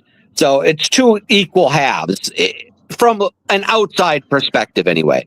There is by no means that side is just these completely innocent people who are being attacked just for being researchers. It's a load of bull. But that's just my 2 cents. Sorry. Oh, and you're absolutely right. It's complete horseshit. And I'm not on the outside looking in. I am most definitely on the other side with Lou. And we know what the trolls, Chupacabra, Red Panda Koala, and Jay Anderson, have been falsely putting bullshit like that out there for years now. And they planned on getting onto Joe Rogan so that they could get clicks and they could push their false narrative and their agenda. And they did it, which is why everyone's talking about it. So they did it. But was it genuinely moving disclosure? No. Had nothing to do with disclosure. highlighting the trolls on Twitter, highlighting all of the anti-Lou bullshit, which everything that comes out of their mouth is all a lie, every bit of it. And they wanted to get a worldwide stage, like on the Rogan platform, so that everybody could hear their bullshit. So it was disgusting, in my opinion. And I thought Rogan had more common sense than to allow hate speech like that hasn't been verified or proven and have it put out there blanketly on his podcast. Very disappointed in that.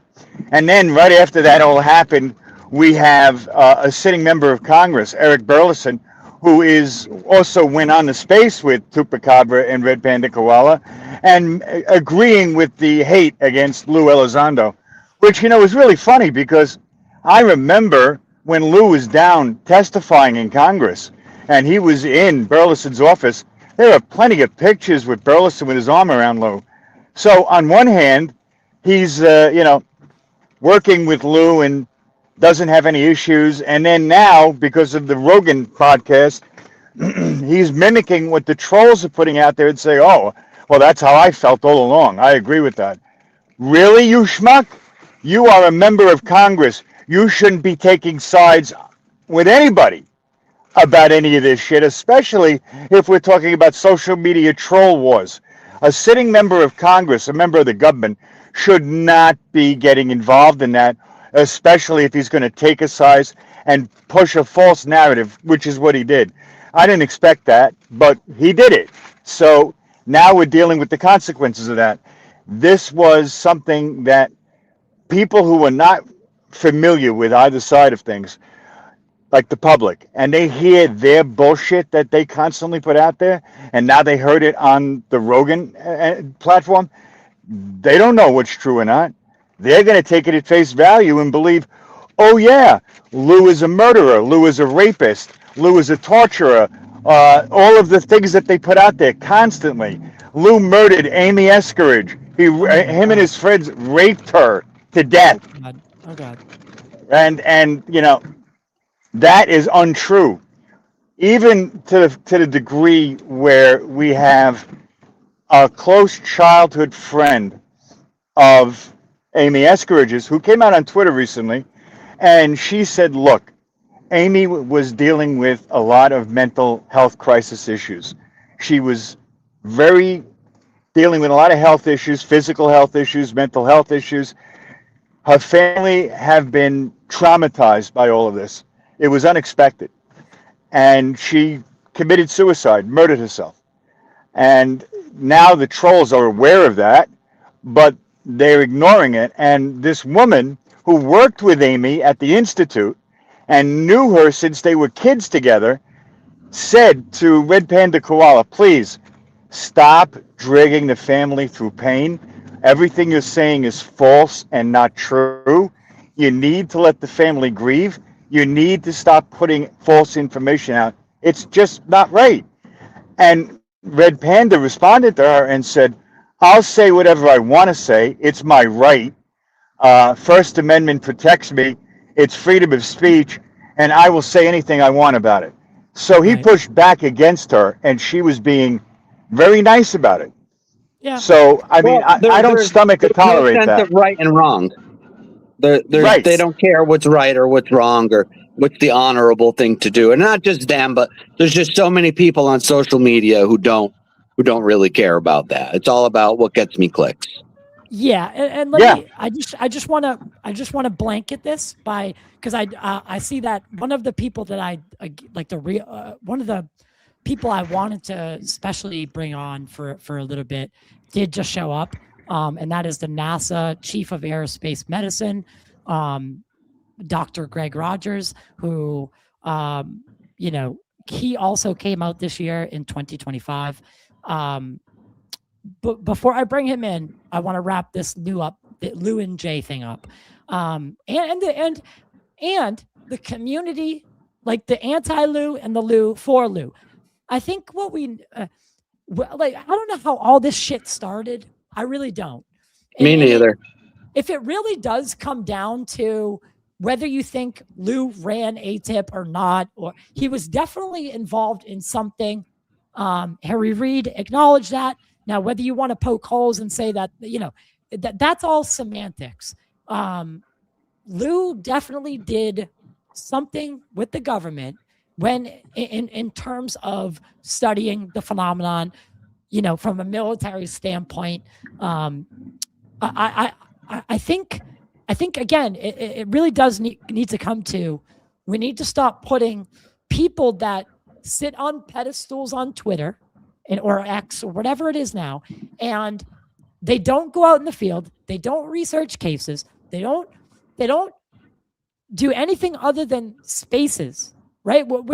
Which is helpful, but it's not going to get any. It's not going to do what I think they think it's going to do. Well, they're going to get clicks from it, and they are so far. And they're right. They're making this. I'll tell you something. Talking about earlier, they also seem to idolize Dr. Stephen Greer. They put out his information. They have the Hood Greer that they created with AI that they play in their videos and put on spaces.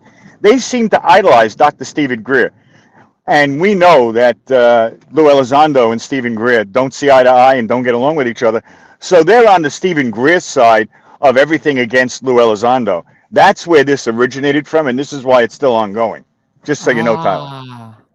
Yeah, and I find that I have a hard time believing that they're so supportive of Dr. Greer just because of the work that he does. I have heard, and I think that there is, I'm not going to say it, but there is some ulterior motives of why they are pushing Greer so hard against Lou. But anybody, I'll say it. Go ahead. They're getting paid. They're getting paid from the Greer camp. I know that. Oh, we know. We've been researching and digging into that, and we're coming up with information. We know they're doing this to get paid. They're not doing it for free. Okay, I was gonna say, you can't just say that though and not have evidence. Oh no. We are aware of what's going on behind the scenes. Allegedly, they're getting paid to spark this controversy. Correct. Read my email, Mike. Okay, I will. And I'm of course just protecting myself here, but so allegedly, you say there is some sort of financial. There is. They're not. Look, Tyler. Think about it logically for a second. Do you really think for the past 4 years that they've been running this campaign, they're doing it out of the goodness of their heart? They're working for free? No, they're not. Nobody would. Nobody would be that fanatical about it. They are definitely getting paid. That's why this ongoing campaign against Lou Elizondo and all of his friends has been ongoing nonstop the whole time. It still is. Okay. It still is. And Mike and Ty, if I could jump in here, Go ahead, Brian. Very credible that there are 30,000 FBI taps on X right now. And I was told that that's why you need to get off. And if you notice that a lot of the whistleblowers and everything else have left those spaces, they're no longer on X spaces or anything like that. 30,000 FBI taps. So jeez, I take that for what it's worth. Well, introducing a gentleman that I helped bring out. I remember when I was talking to him while he was still employed by the government, and I remember his retirement being a day I looked forward to. And his story is, been featured by, Jesse Michaels. It's been talked about on pretty much every podcast to some degree. Greg, how are you doing, brother? You just off of brain surgery.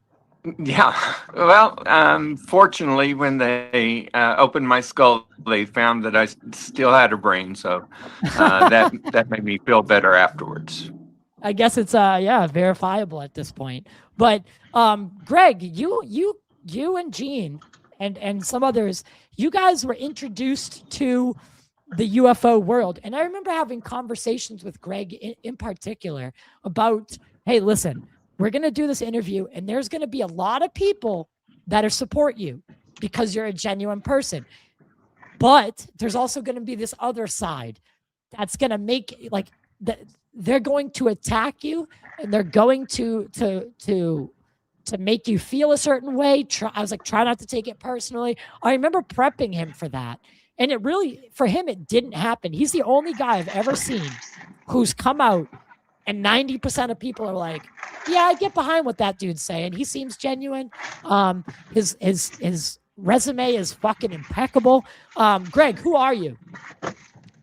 Well, I was a senior flight surgeon for the United States Air Force, and while I was serving at the 45th Space Wing, the 45th Space Wing back in the 90s controlled Cape Canaveral Air Force Station, Patrick Air Force Base, the Eastern Space and Missile Center, and the Eastern Missile Range, along with supporting many operations that were subordinate but co-located, such as the Air Force Technical Application Center. We supported the 9th Strategic Reconnaissance Wing with U-2s.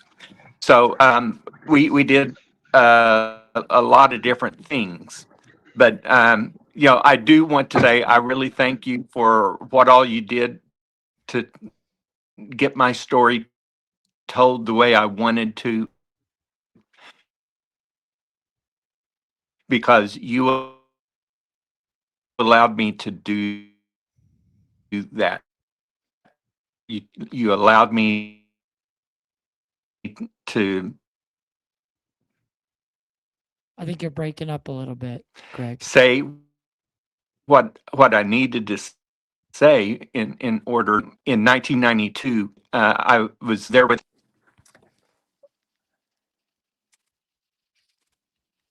Can you see me? Okay, is that any better? It's a little bit better, yeah. Okay, I'll make it real short. While I was being escorted by an EG&G person. Don't rush. Yeah, don't rush. You sound a lot better now. Sorry. Oh, okay. Well, the EG&G escort took me to 3 different locations so I could see new operations that had been installed since I'd been to the Cape last. And so when I went to the 3rd building, I got out of the clean room with the escort, and because that was all he was going to escort me for, he just quickly took off all of his garments and said, "Bye, Doc. See you next time." Well, I was a little bit slower than him. I had a cap on, a lab coat kind of thing, gloves, and non-electrostatic booties, because I was going into an area where they were preparing satellites. As I started to leave the preparation area, there was a gentleman there that remembered me because I was the flight surgeon, the chief of the flight surgeon office, but I didn't really remember him. He was in a Air Force Class A uniform, and I could see from his badges that he was a missile person, a missileer. And he said, "Hey, Doc, I've got something to show you that even you have never seen."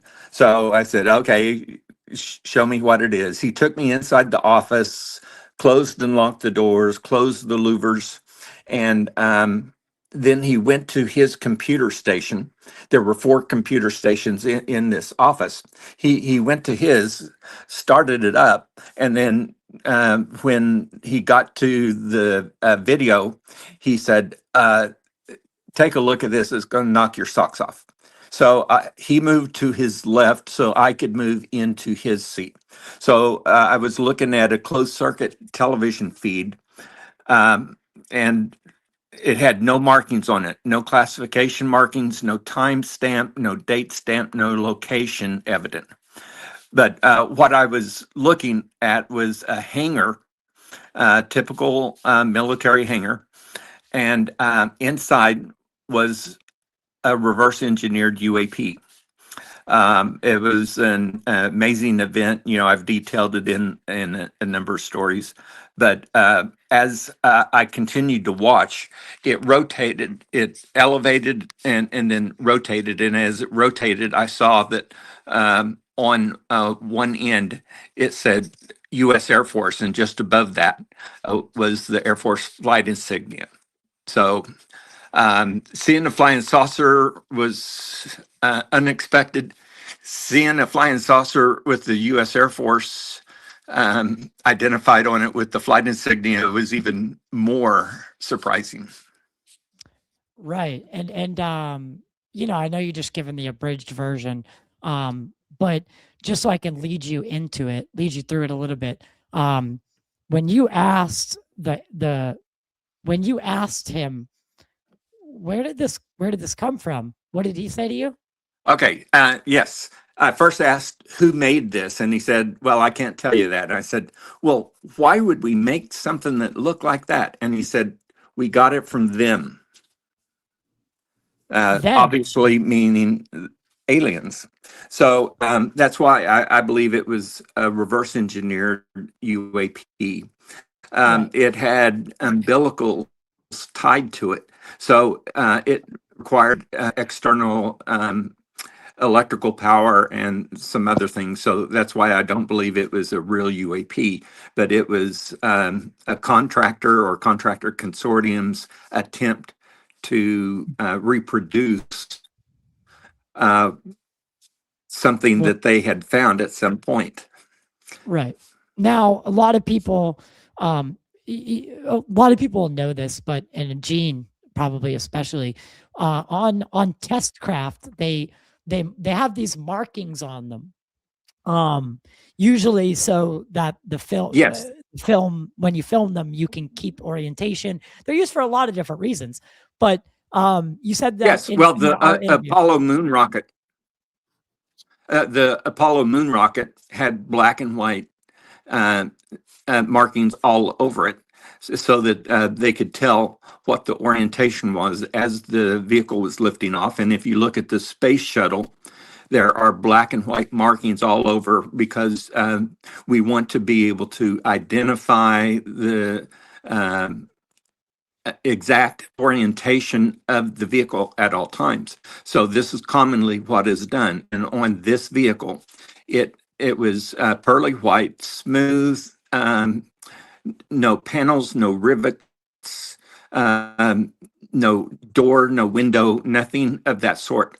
But because of that, they had black rectangles horizontally at the beam from the 1230 to 230 position, the 330 to 530 position, the 630 to 830 position, and the 930 to 1130 position.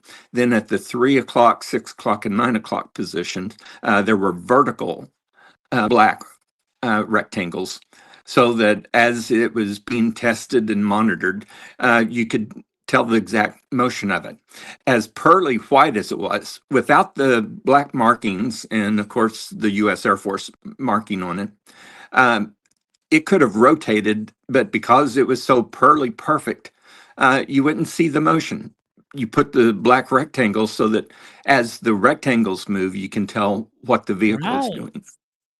Right. That makes total sense. And just to give people an idea, I know you don't like to conflate the two, but is there a case that people would know to kind of identify the shape of the object that you saw? Yeah, it was a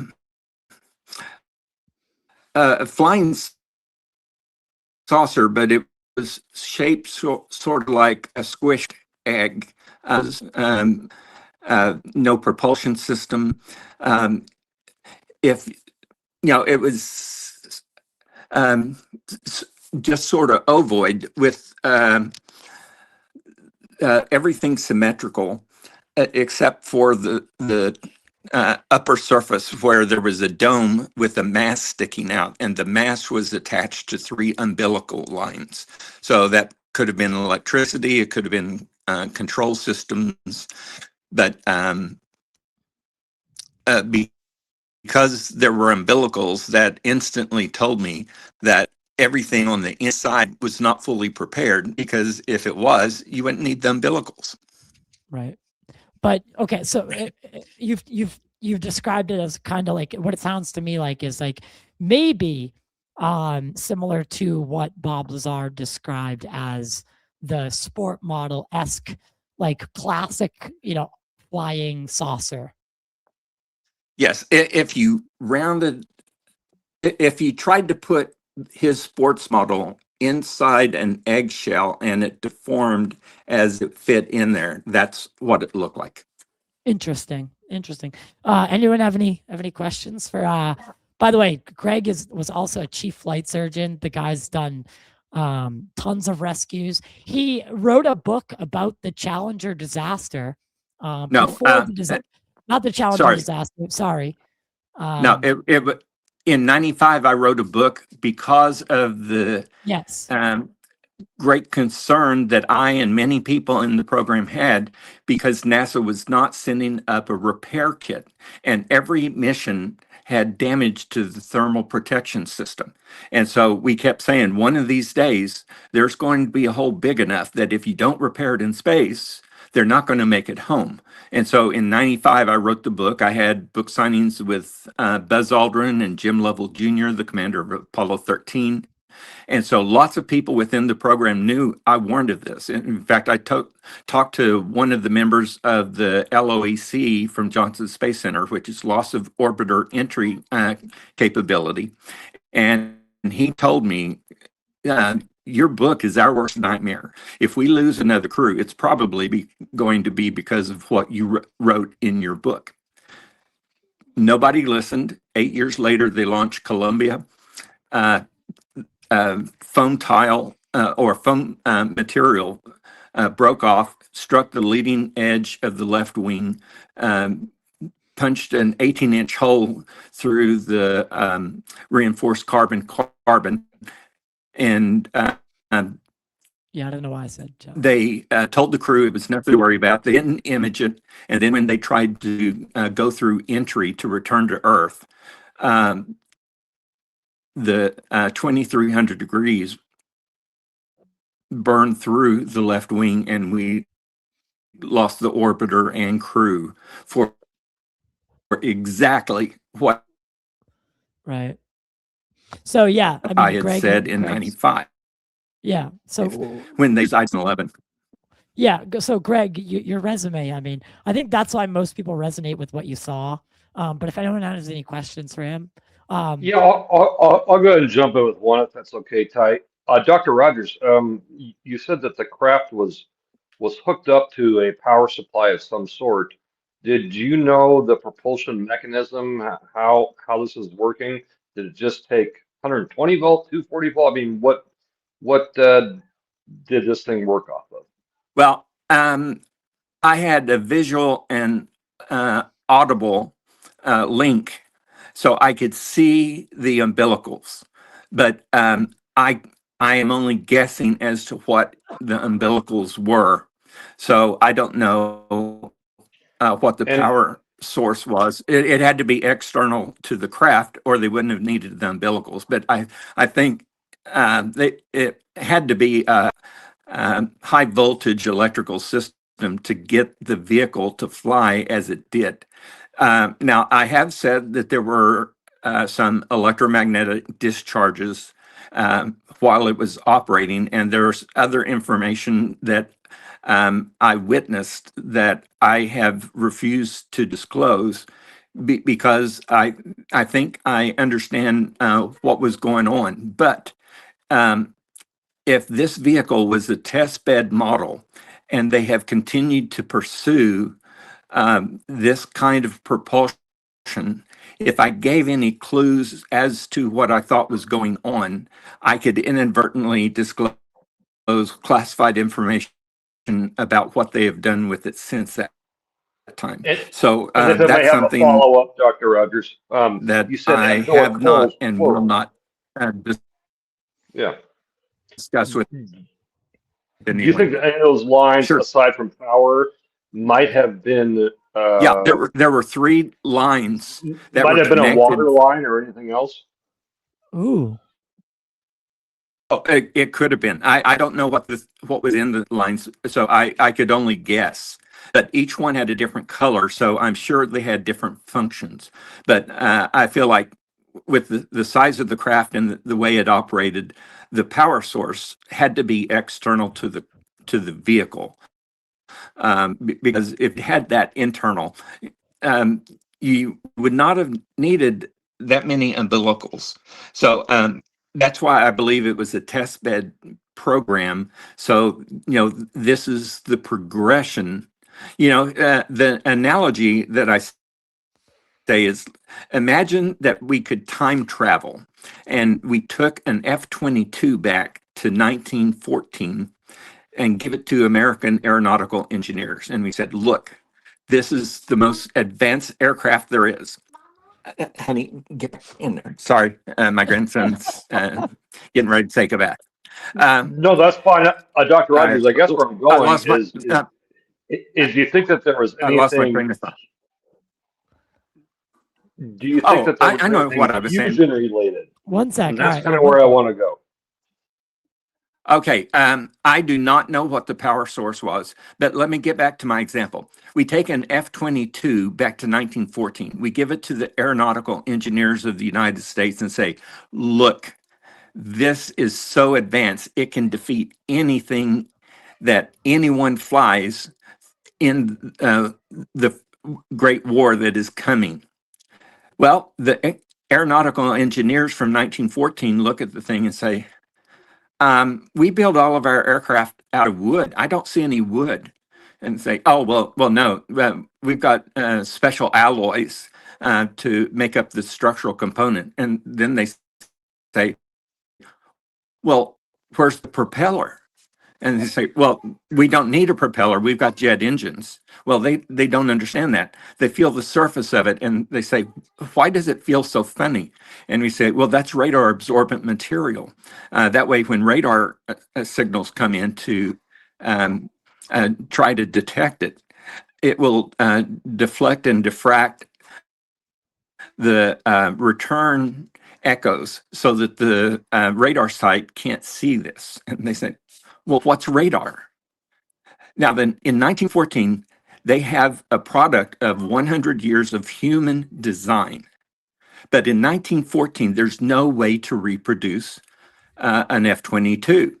So it's going to take them years to try to figure out. They don't know what computers are.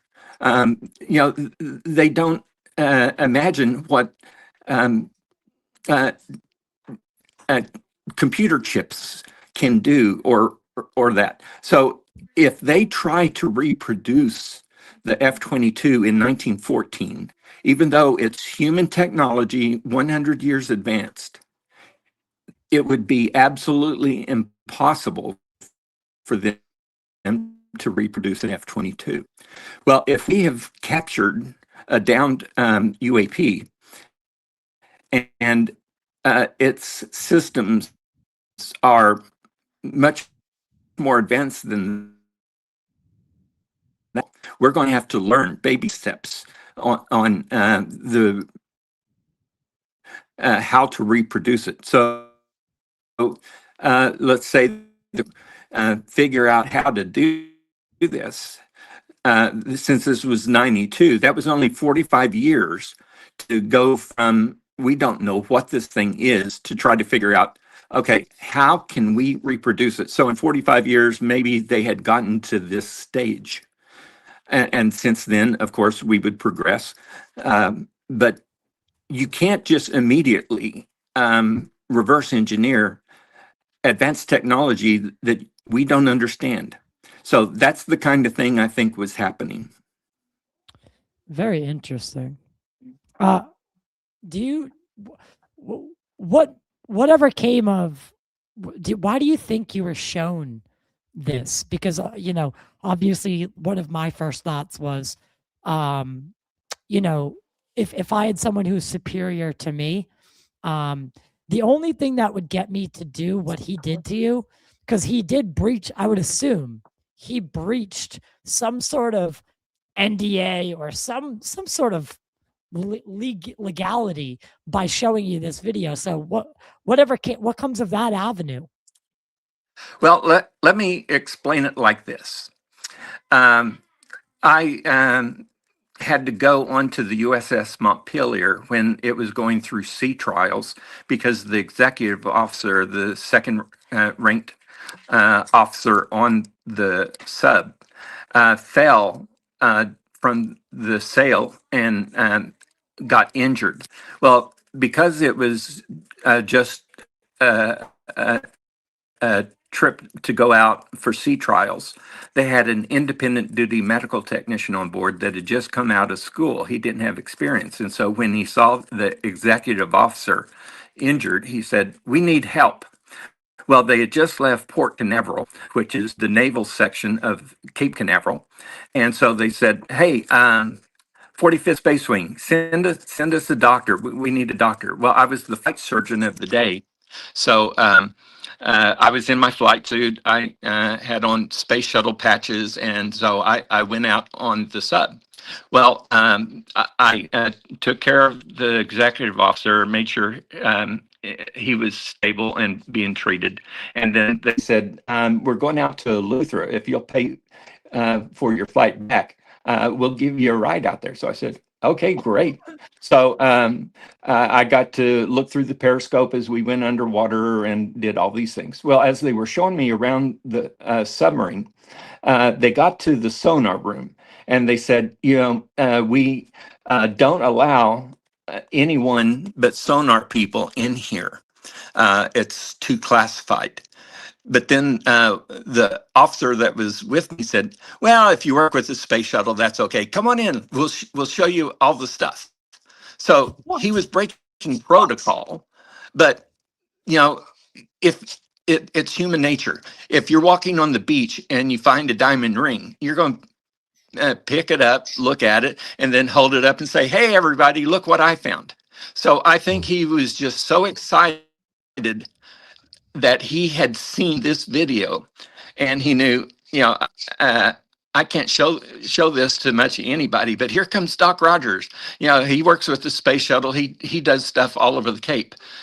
Most of the people there had special security access only to the areas in which they worked, because I worked all over Cape Canaveral for a lot of different things. I had like 16 security badges that I wore on a necklace. And so when I'd go to this area, I'd show that badge. And when I went to the other area, I'd show that other badge. And so I went to probably 80% of the facilities on Cape Canaveral.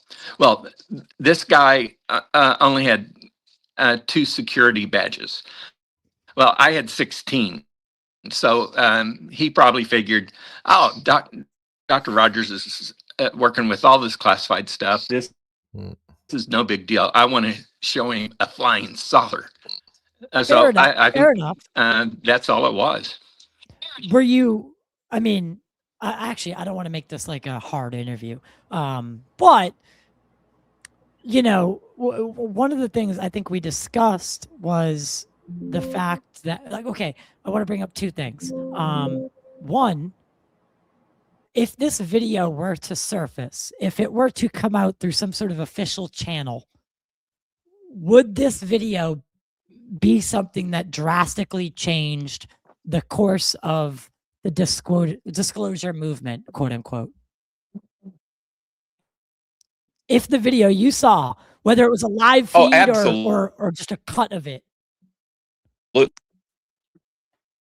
Right. If they saw the flying saucer that I saw, and it was moving and being tested, and so they were doing motions like, "We're going to check the controls. We'll move it forward and backwards, left and right," and then it tilted to a 45-degree angle, which blew me away, because none of the aircraft or helicopters that I ever worked with, I flew attack helicopters and even F-16s. They could attain a 45-degree angle, but they could not remain in location while doing that, because to fly, you're going to counter the force of gravity. Well, this thing reached a 45-degree angle and remained completely stationary. So that told me something about the propulsion system, and I know it was nothing that we could do with any of our craft. If the public saw what I saw, it would be undeniable. Absolutely 100% undeniable. There's no way they could say, oh, no, that's actually a helicopter. No, it's not. It's a flying saucer. It's a special stealth aircraft. No, it's not. It's a flying saucer. If the public saw what I saw, they would see, yes, we really are working to reproduce a flying saucer. So it would be absolutely 100% undeniable. Very interesting. And any of your, you don't have to give names. I would actually implore you not to. But any of the astronauts you worked around from the days of Apollo or even, beyond, had any the of space them shuttle. ever, had any of them ever suggested to you that they saw things?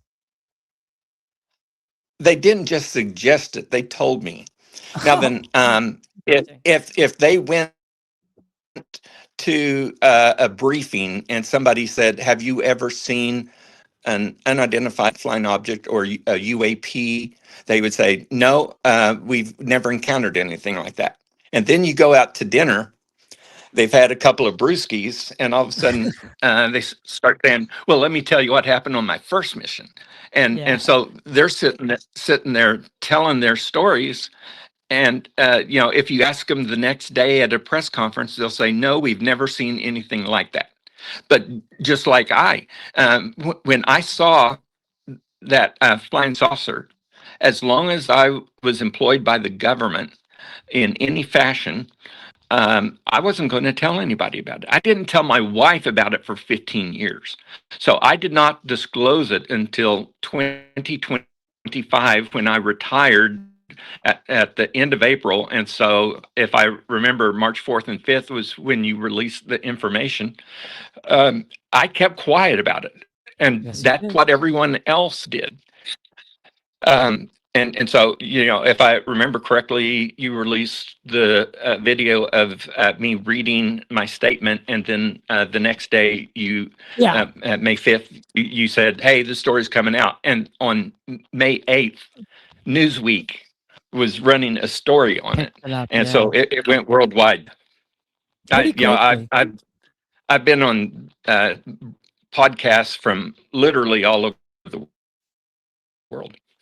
Yeah, it's been really, really cool to see, because again, I think, and again, to Gene, I've met Gene, and I just know that the type of person he is.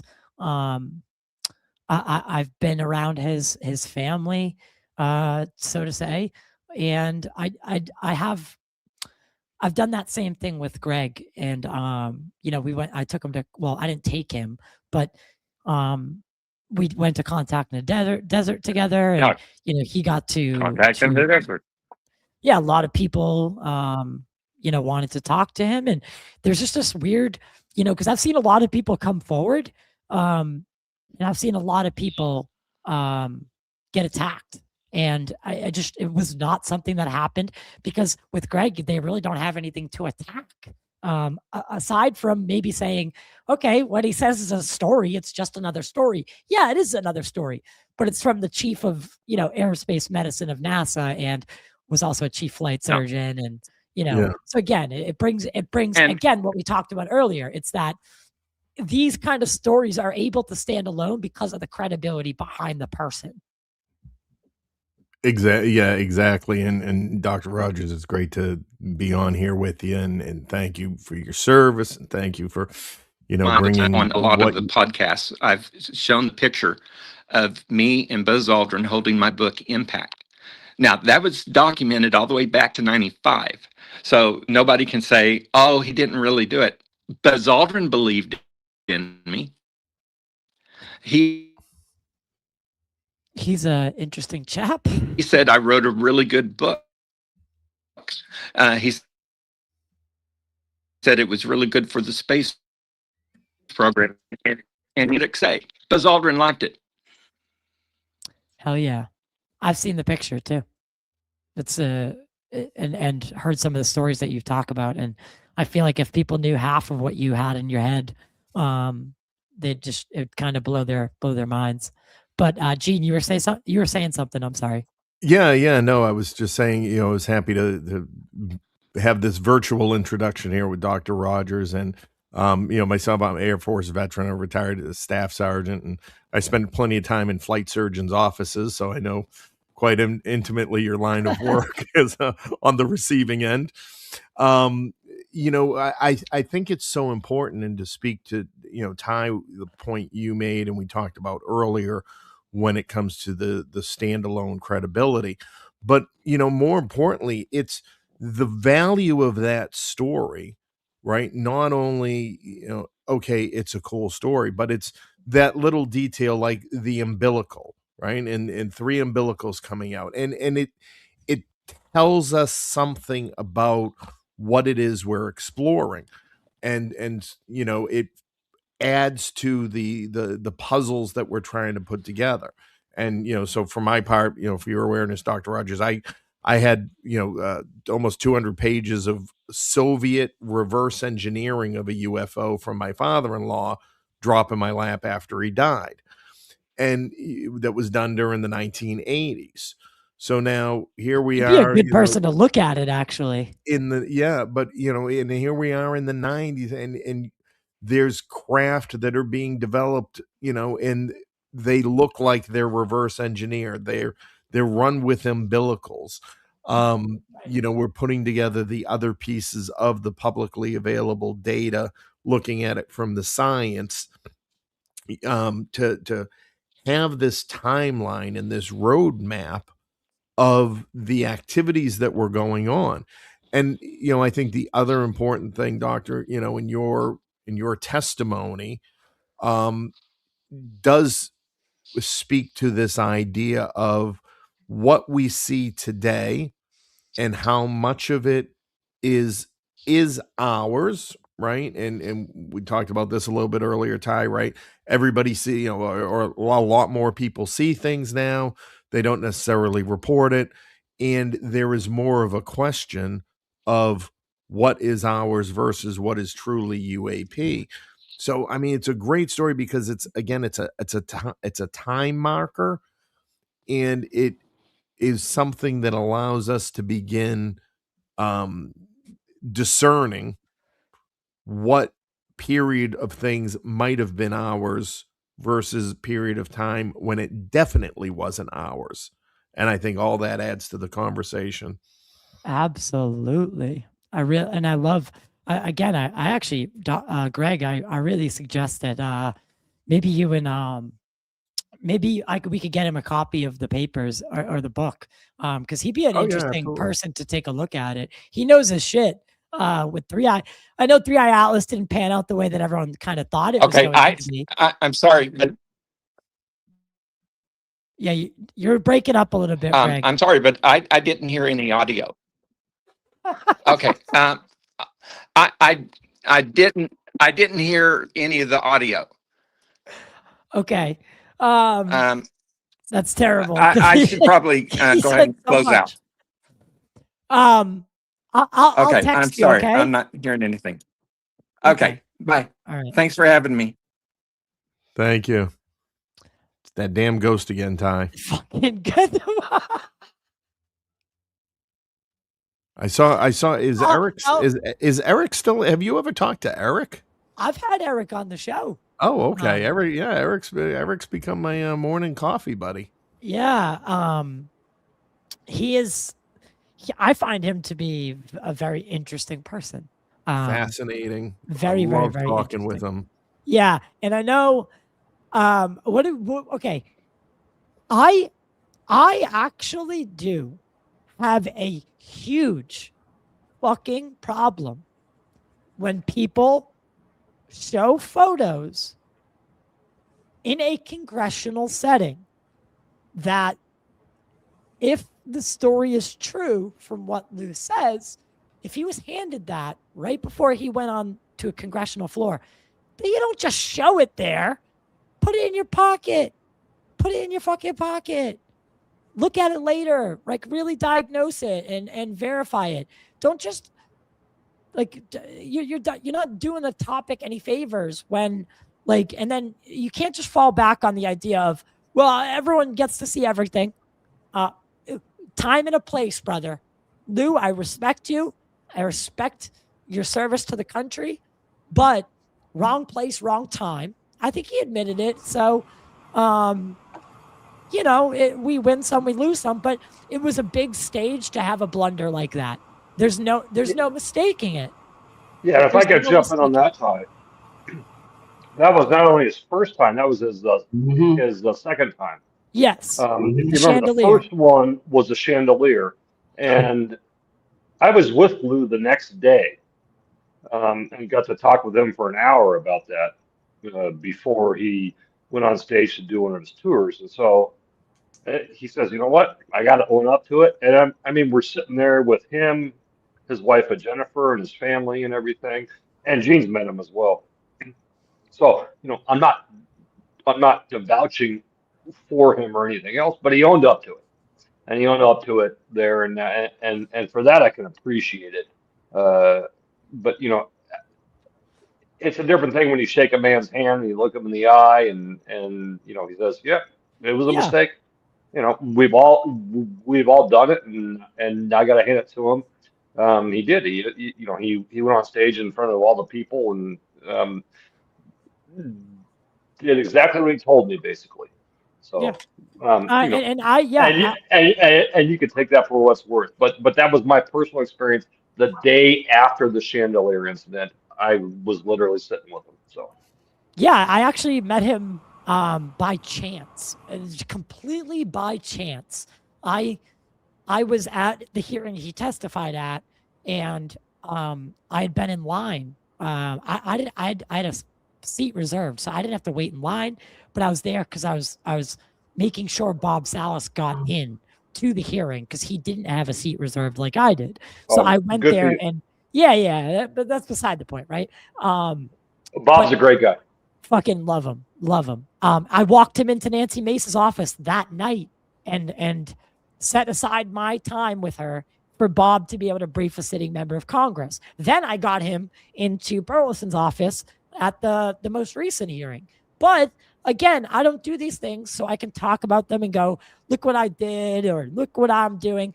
I just know that is something that takes the topic a step further, right? It does something for the overall goal. But I was lucky. I wanted to smoke a cigarette because I'm a degenerate. I went outside and I walked outside of the hearing and they were all just walking in. So I got to meet them all right before they testified. And Lou was nice enough. He took a picture with me. I have it on my phone still. It was a wonderful thing. I don't fall into a category of I hate him or love him. I think he's made some mistakes that suck. But again, we're all human. We are. It's just people, whether you like it or not, Lou is always going to be held to a higher standard than me. If I showed that picture, people would be like, aha, grifter. Aha, grifter. Like that would, you know, it is what it is. It was just sadly the wrong place, wrong time. Right. Yes, I would totally agree, and I want Gene to jump in on this. But before he does, if I could just add one more thing, because there's going to be people on here talking about this. In the years back, Lou never asked anybody to dox anybody. So if anybody comes up with that in the chat or anything else, I'm telling you, I was privy to these conversations. I've talked to all the people. That was never the case. So if anybody asks that, let's just squash that right now. So I'll turn it over to Gene. No, I don't have anything to add to any of that. Gene, I'll jump a little bit on that because again, it's from the context of looking at stuff from the outside versus being in the middle of this drama. Sometimes helps, right? So again, everybody makes mistakes, but what I found interesting looking at it from the outside is, Burleson as well threw a video up in one of the last hearings, last briefings, and I texted him and talked to him about it. I can assure you that video does not show a UAP being hit and flying off undamaged. And I visited with him about that. There's some shady stuff with that video. Let's just leave it at that. Do you know what? For now. You know what? Actually, I had a very interesting conversation with Greg Rogers about that video because he said it was very odd. Now, if anyone can correct me if I'm wrong. I might even be misparaphrasing or misphrasing it, but he had told me, he said, why are they using air to ground missiles, a Hellfire missile on an air, if they're really protecting themselves and it's not some sort of training? Why are they using surface to ground missiles for an air to air situation?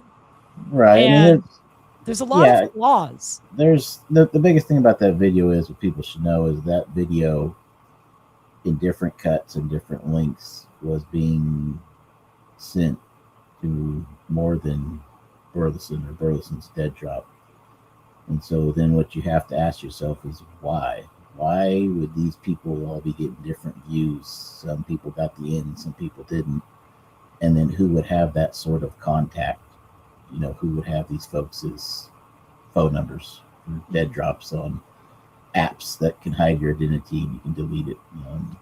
So there's a lot of questions about that. With that said, my point was this, which is that then Burleson, threw up his comment about Lou, and then everybody's kind of just picking sides, whether you hate Lou or not, versus we look at it from the internal standpoint, which is that this has happened before.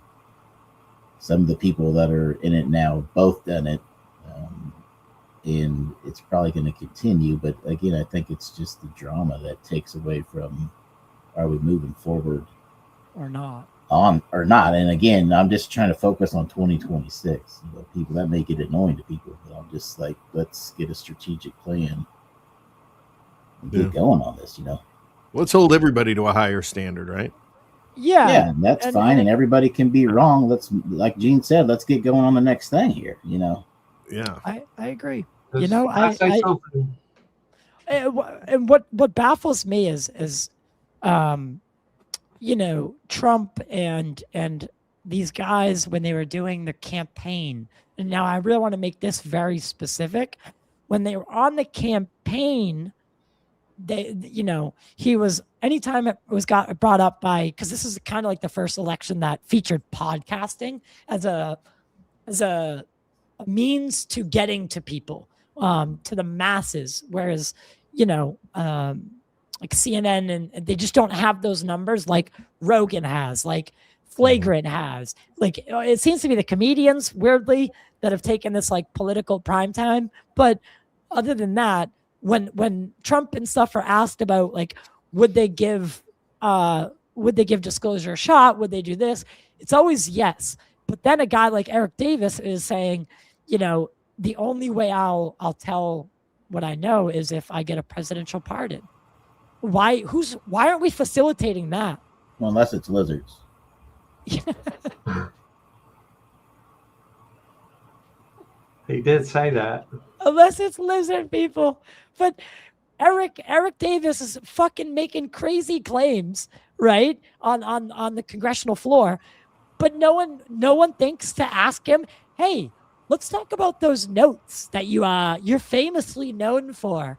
Right. Why aren't we asking the right questions? And that's kind of my problem, is that if you look through even 2-3 years back, it's almost like a one-up sort of scenario. Now, I'm not saying the people aren't telling the truth, or they are. I'm just saying each story gets more and more unbelievable, even if it is. And so when you get to the point to where you have representatives there, and he's saying these different folks, Nordics, and lizards, and how, I think with Burleson asked him about how tall they are.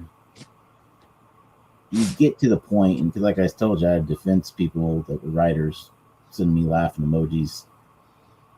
You can't go any higher than that. Like what besides 5-foot lizards can you present? And if that didn't move the needle, then what you have to do is look more into the whole polygraph thing to get some of these people to take serious what you're saying. If it's true, perfectly fine. That's what I told them. I said, I won't sit next to anyone talking about that sort of stuff unless they pass the polygraph, and then I'll buy the first round at the bar, right? I mean, we got to get more serious in this. And and that's why I was talking about the us sending, how do we as a community set the agenda, right? How do we say in 2026, right? We want a scientific themed hearing. We want a what the amnesty themed, hearing. And in that science hearing, we want to hear from people like, Dr. Greg. We want a nuclear themed, a UAP threat to nuclear or risk to nuclear facilities hearing. And in that hearing, we want the Bob Salas, and we want, somebody from the DOE, and we want somebody from the Department of Defense that can talk about how are we protected from this type of phenomenon that's been reported. Maybe, and it doesn't even have to be them acknowledging it. Maybe we say, okay, it's so humorous then. Humorous. If there are orbs that appear over nuclear facility, do we have things in place? And, and then you can, well, how would we have that? How would we know? How do you know? Those specific things, because there's plenty of these subtopics to follow on, right? And we structure them in that way. Now, maybe let's say, as unpopular opinion, let's save lizard people for maybe down the road, right?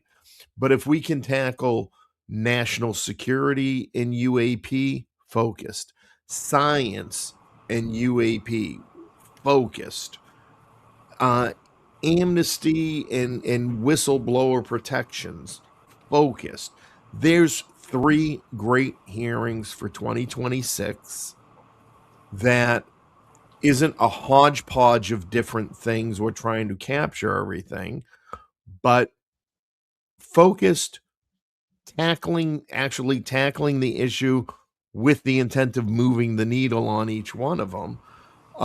And then we know the types of people that need, it's not running around looking for somebody to sit in the seat like it's a concert that the bassoonist hasn't shown up at or something.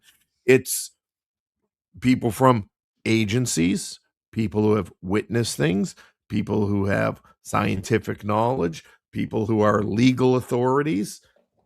I mean, imagine what can get done. Gene's got it.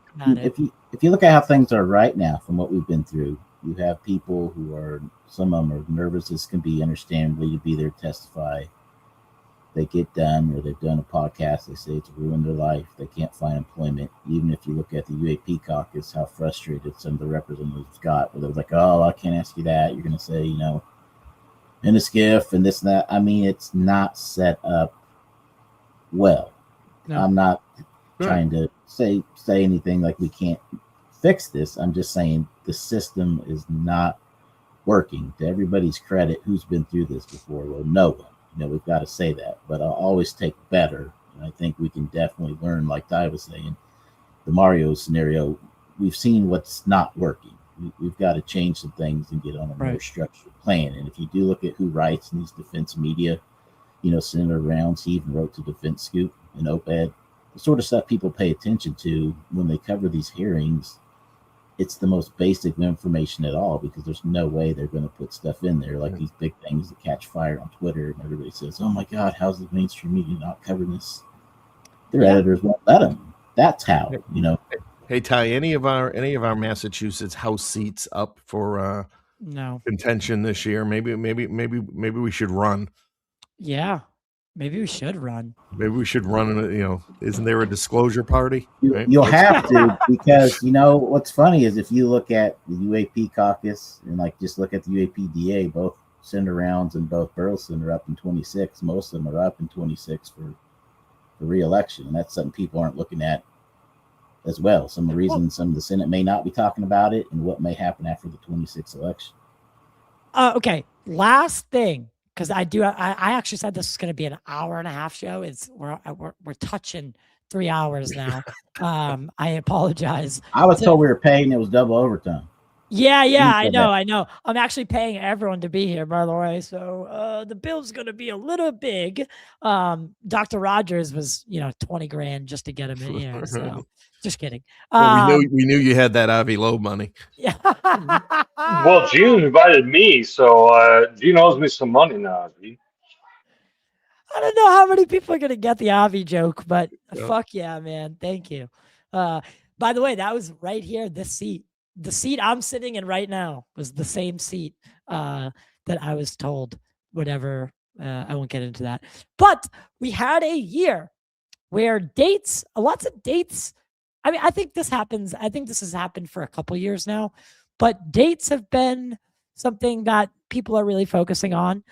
Chris Bledsoe giving, his date of Easter 2026, quoted from his book, when the eye of the Sphinx, when the star of Regulus is on the gaze of the Sphinx, something like that. You know, humans will never be the same. Gene and your father-in-law's work, there was mention of like some sort of change in a year, in a specific year.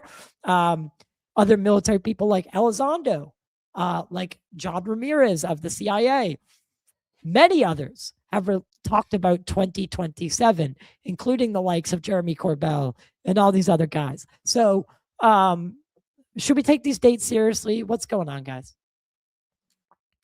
Well, I think, again, yeah, you're right. You referenced, 2024, was in my father-in-law's work, and he talked about this bifurcation of between the oligarchy and the spiritual and 50% of society. And that's sort of what spurred me in 2024 to publish as I did, right? To be like, let's get this translated best we can. Let's push it out there and get people looking at it.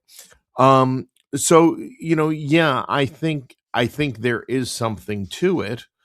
I don't think I don't think people have the exact knowledge, or I should say the specifics of it. And I think in many ways it's interpretive, right? So for instance, my father-in-law's papers talk about the rises and collapses and the fall of the US and the fall of the Soviet. Well, it's not that things go away. It's not that it's a disaster. It's the sort of leaving behind the old and moving into the new kind of falls and declines. So, I think when we're looking into materials like that come out, we've got to be, more interpretive and less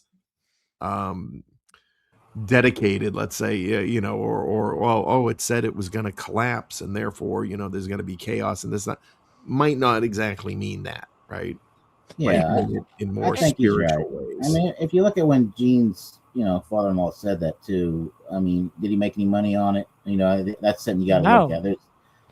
He wasn't making money on it. I think you got to analyze it that way. The second part is, I remember the 99 to 2000 switch where everybody was in panic that the world was going to get shut down because software code wasn't wrote to go to 2000, and it was going to crash the electrical system, the banking system, and we did fine. So another thing about dates that are listed way back when. Dave Wilcox got his start with that whole shit. Sometimes by the time that date gets that here, was 2012. society is able to handle what's going on. So, the dates for 27, there's definitely nothing that I know of coming on, but I would say if we did things right, I think you could have a lot more answers by then. But as far as anybody spiritual or anything coming back about that, I think it's yeah. And just look, and just look now, right?